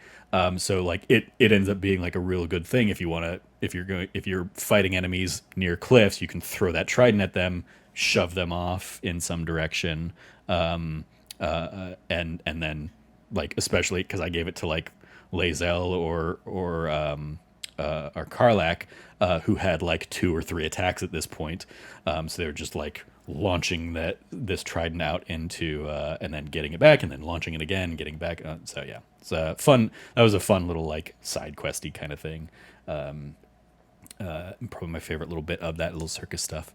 Though I did also like, going up for the fake Dribbles the clown and being like That was fun. volunteered Yeah. to the thing and being like, yeah, I'll come be your sidekick for this. And then yeah, like basically he tries to kill you. All of the enemies around reveal that they are in fact doppelgangers. And so yeah, I really enjoyed that. And then it was fun just kind of like going into a situation being like, all right, I feel like I'm being set up for a trap of doppelganger stuff. Did you solve the stuff? Yeah. Yeah, I mean, or I guess did you save some of the potential victims from being murdered? I saved one potential victim or the investigator and the fashion person. I saved them. The fashion person. So the fashion person initially died in mine because Okay. I tried to like sneak up and they killed him before I could sneak up, basically. Gotcha. So what I ended up having to do was basically just announce my presence, and that took their attention to me. And so because it wasn't even like it was just like the cutscene ended and they had killed the guy, but it wasn't like they didn't slit the guy's throat in the cutscene or anything. So it was a weird like. I didn't know what happened at first until I was like, "Oh no, he's already dead." Okay, well, I guess that's not the approach to take. Don't try and sneak up on the guy while he's doing his murder monologue because he's just going to murder the thing. I also saved. There was a woman who was like having like they were doing like a wine drinking kind of thing, and by that point, I'd like read some stuff and I'd already like uncovered like, oh, this guy has poisoned some wine. And the guy there at the wine drinking thing matched the description I'd gotten from Speaking with Dead of like the first victim, Yes. the father guy, of like he was a short guy in red attire in a red tunic kind of thing. I was like, that's a short guy in a red tunic. Yep. So I basically stopped. I saved the woman from, and then yeah, a whole bunch of doppelgangers popped out there. It was fun. Yeah, no, that entire quest line was a lot of fun. Playing detective. Mm-hmm. Yeah. Saving I mean, at least in my case, he was like, I saved the detective down in Same. the like the Temple of Bol. Yeah. Little asshole. Yeah. Little weird floaty elephant guy. Almost let him die. I fucking hated him. I was like, this is such a weird, like, you are clearly the only one of your kind in this world, but nobody's making a big deal about that. This is weird. What is your deal? Yeah, no, for me it was like aren't you the asshole who, like, just stopped fish, like, investigating just so you could go get day drunk? Like, fuck you. Yeah, yeah. Almost wanted to, like, leave him to die. I was still gonna I help. saved him. I saved him, but, like, I wanted him to kind of, I thought about it. I thought about leaving him. One of the other big things we didn't talk about, we talked a little bit about, like, the House of Hope earlier. But yeah, in Worms Crossing, I did make the deal with the devil. I made the deal with Raphael to, like, he gave me the hammer, in exchange for basically, like, okay, I will give you the crown, afterwards. And then it's like, okay, or break that contract somehow. I was like, okay, well, that's what I'm going to do. I'm not going to actually, like, honor this deal with the devil. So how do I go? How do I find this House of Hope? How do I go do this? And then, so yeah, going down there, finding Hope and being like, okay, wait, oh, you've already got the hammer? That can free my chains. Please come help me. I was like, There we okay, go. cool, going to go do that. But she was like, but you need to save yourself first. You need to find your contract first. And if you don't, she will basically be like, what are you doing? Don't come save me. You need to go save yourself first. Because things are going to pop off as soon as you save me, and you're not going to be able to get your contract at that point. I was like, good to know. Thank you. So then going and doing that. I don't know if in your path of doing this, as part of, like, trying to free myself from my contract, I had to go into, like, Raphael's little bedchamber. Yep. Where he's got, like, his little consort that is basically just him? Raphael. Yep. It's like, that's all right, you narcissist. But that was a fun thing. There's like the worst is when he turned into Raphael's head with the female body, and it's like, that's weird. Yep. That's weird. There's a hidden chamber where I did find Maul's contract, so I was like, all right, I'm gonna take that too. Even though I didn't find Maul in Act 3 in my original playthrough. Oh, she's in the thieves area. I don't know if she was in mine. Oh, okay. Because everybody else died and stuff, and because I never did, like, well, like, all of her tieflings died in Last Light In, so maybe she wasn't there in Act 3. I never found her in Act 3, is what I'm saying. Okay. I didn't scour the thieves area to find her. At some point I went and, like, ended a dispute between warring thieves guild kind of things down there, but I never found Maul down in the Thieves Guild under Baldur's Gate. I'm going to look for her more closely in Act 3. I'm wondering if it's because I convinced her not to take the devil contract, if she was there because of that. Yeah. I didn't have conversations with her on, like, I was like, hey, make your own decisions. I think you're going to do what's right. And that had worked for me well enough. But yeah, because I did nothing really, or had no opportunities to really, like, follow up with, like, trying to find her in Act 2, it just never... I didn't have a prompt to try and find her in Act 3. Oh, okay. And I think a lot of that comes from her tieflings are who give you that prompt in Act 2 after she's taken from Last Light In. Probably then, and so, yeah, because all those kids were dead, I did not have that as a quest option. So, yeah. But I'm looking forward to finding her. But, yeah, finding her contract in there, I was like, okay, cool. Like, now I know when I do that, we're going to have fun with that. And then, yeah, I really liked the Raphael fight. I especially shout out to the music of the Raphael fight, of Raphael singing a song to like, it's great, tease you and stuff like that. I was like, this is more of this, please. This is like, it's so good. This is the game firing on all cylinders. Really enjoyed that combat. I discovered the gimmick of that fight of, like, destroying the 4 towers that were giving him power that you apparently did not. Nope, I just took his ass out. Yeah. It was a hard fight. My favorite thing was I convinced Jungnir, the demon you kill in the mausoleum, I convinced him to ally with me on a natural 20 roll. So he was like, all right, you have the balls to go against the devil? Yeah, I'll join you, sure. Let's do this. Let's see how this goes. And so he, like, that was a fun, I didn't have to fight him in that fight. It was just him and my crew fighting Raphael, and Raphael's, like, other little minion and the demons and stuff. Yeah, I really love the House of Hope section. It's a great section. It was like my last night of, like, playing the game in that first run was I did all the House of Hope stuff, and then I went straight into the end game. Basically, it was because it was the last of the, like, unfinished quests that I hadn't done. So yeah, I had a great time just that final night of Act 3 for me. And yeah, especially like I love just the like getting into the House of Hope of like finding the the liar's den or whatever it was. I don't Hmm. remember. And just kind of like doing that little summoning circle thing. It's Oh, like, that was awesome. Yeah, I had to figure that out on my own because she was dead. oh, oh, she was dead. Yeah, I killed her. You killed her. That definitely puts a wrinkle in that. Yeah.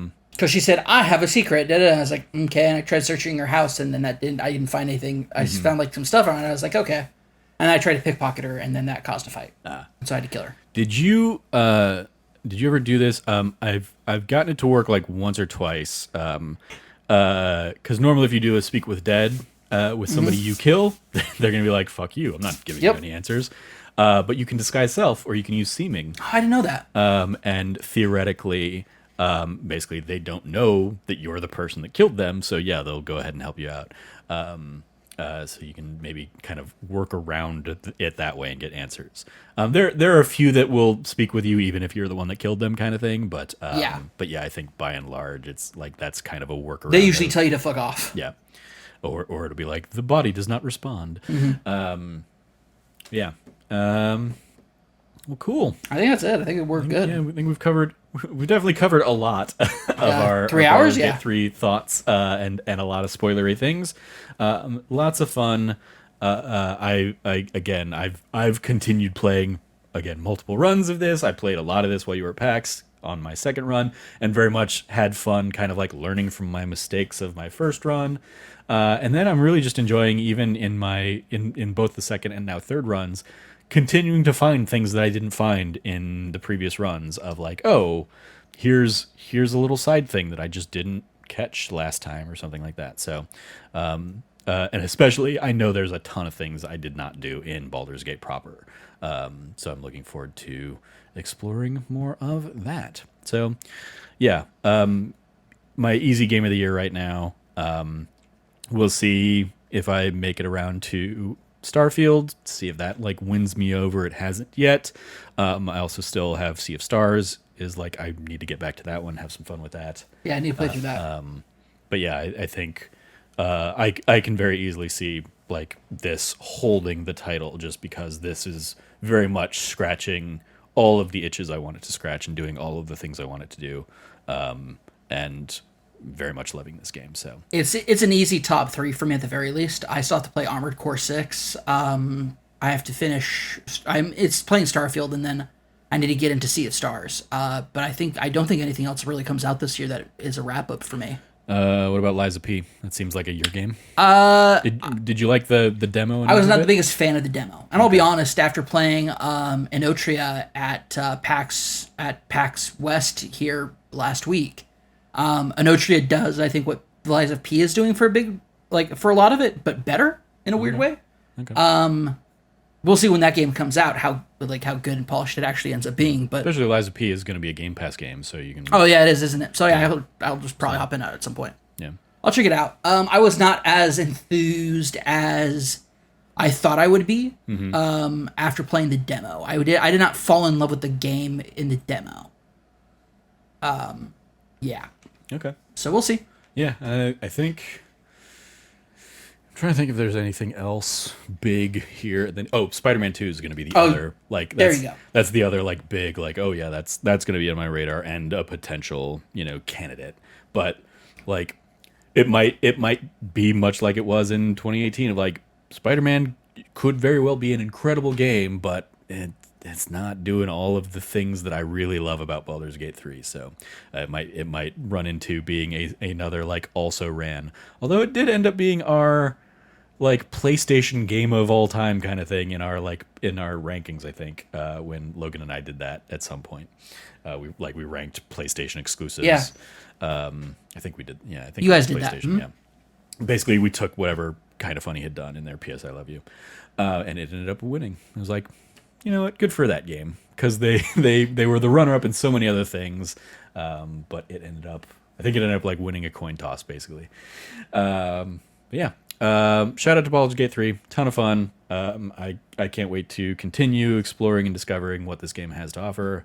Can't wait to like continue playing and explore, especially like as somebody who is getting into like actual D&D and stuff like that. Like getting to kind of proof of concept characters and like and play like, okay, if I'm gonna play a monk, let me play a monk in here and see if I like those mechanics and see how I like key Yeah. points and stuff like that, and kind of like getting to do a dry run that is pretty close to what your D&D game is going to be, at least in terms of like what you have is your tool set, is a lot of fun, and like just like doing the character creator stuff, and who knows, maybe I'll get crazy into the mods and I'll do like the mod that does let you have like 8 people in your party, to kind of like finally be like, all right, Gail, let me show me what you got. There you go. Yeah. I don't like having you around in my normal crew, because I need Shadowheart as my healer. I need Asterion as my rogue lockpicking guy.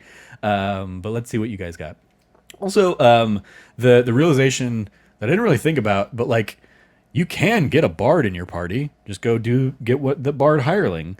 And you do have like you have those options for like the characters they're not going to have like a great story to go along with them, but if you want like the mechanics of those characters, you can hireling them. Yeah. that's absolutely a thing you can do. So just really loving Baldur's Gate 3. So stay tuned for more of my Let's Plays on it. And if Cam and I ever get the co-op thing up and running, you can keep an eye out for that as well. Otherwise, enjoy Baldur's Gate yourself, because it's a good game. Real good game. All right. Well, I think with 3 hours under our belt, that's going to do it for this one. Thank you, Cam, for sitting down, chatting with me all this time on Baldur's Gate. You can follow Cam at RevCabot, 2B's, 2T's, now back on Twitter, occasionally, at least on the browser, to try and stay connected. Anything you want to give a shout out to there, Cam? Yeah, I want to give a shout out to I assume this is coming out the week after we recorded it. You can check out the PAX West footage that I took, and Let's Plays and stuff not Let's Plays necessarily, but like stuff that I played. You'll be able to see gameplay stuff, interviews, a few interviews. I just finished putting together the King's Isle interview. Earlier I did the Rogue Trader Owlcat Games interview. So like those are going to be rolling out over the next week or so. Cool. So, all that going up on the YouTube? Yep. youtube.com/thatnerdysite. Great.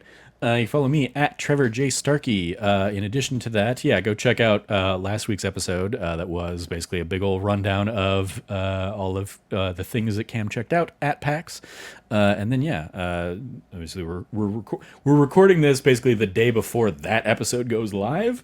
Sunday the September 10th, I guess, is when we're recording this. Although technically it's now September 11th. Oh, are we? It's after midnight. Crossed over midnight. Yeah, crossed over midnight. I'm still here. My bad. Sorry. Nope. Because I'm not working tomorrow, so I've got plenty of time to edit this.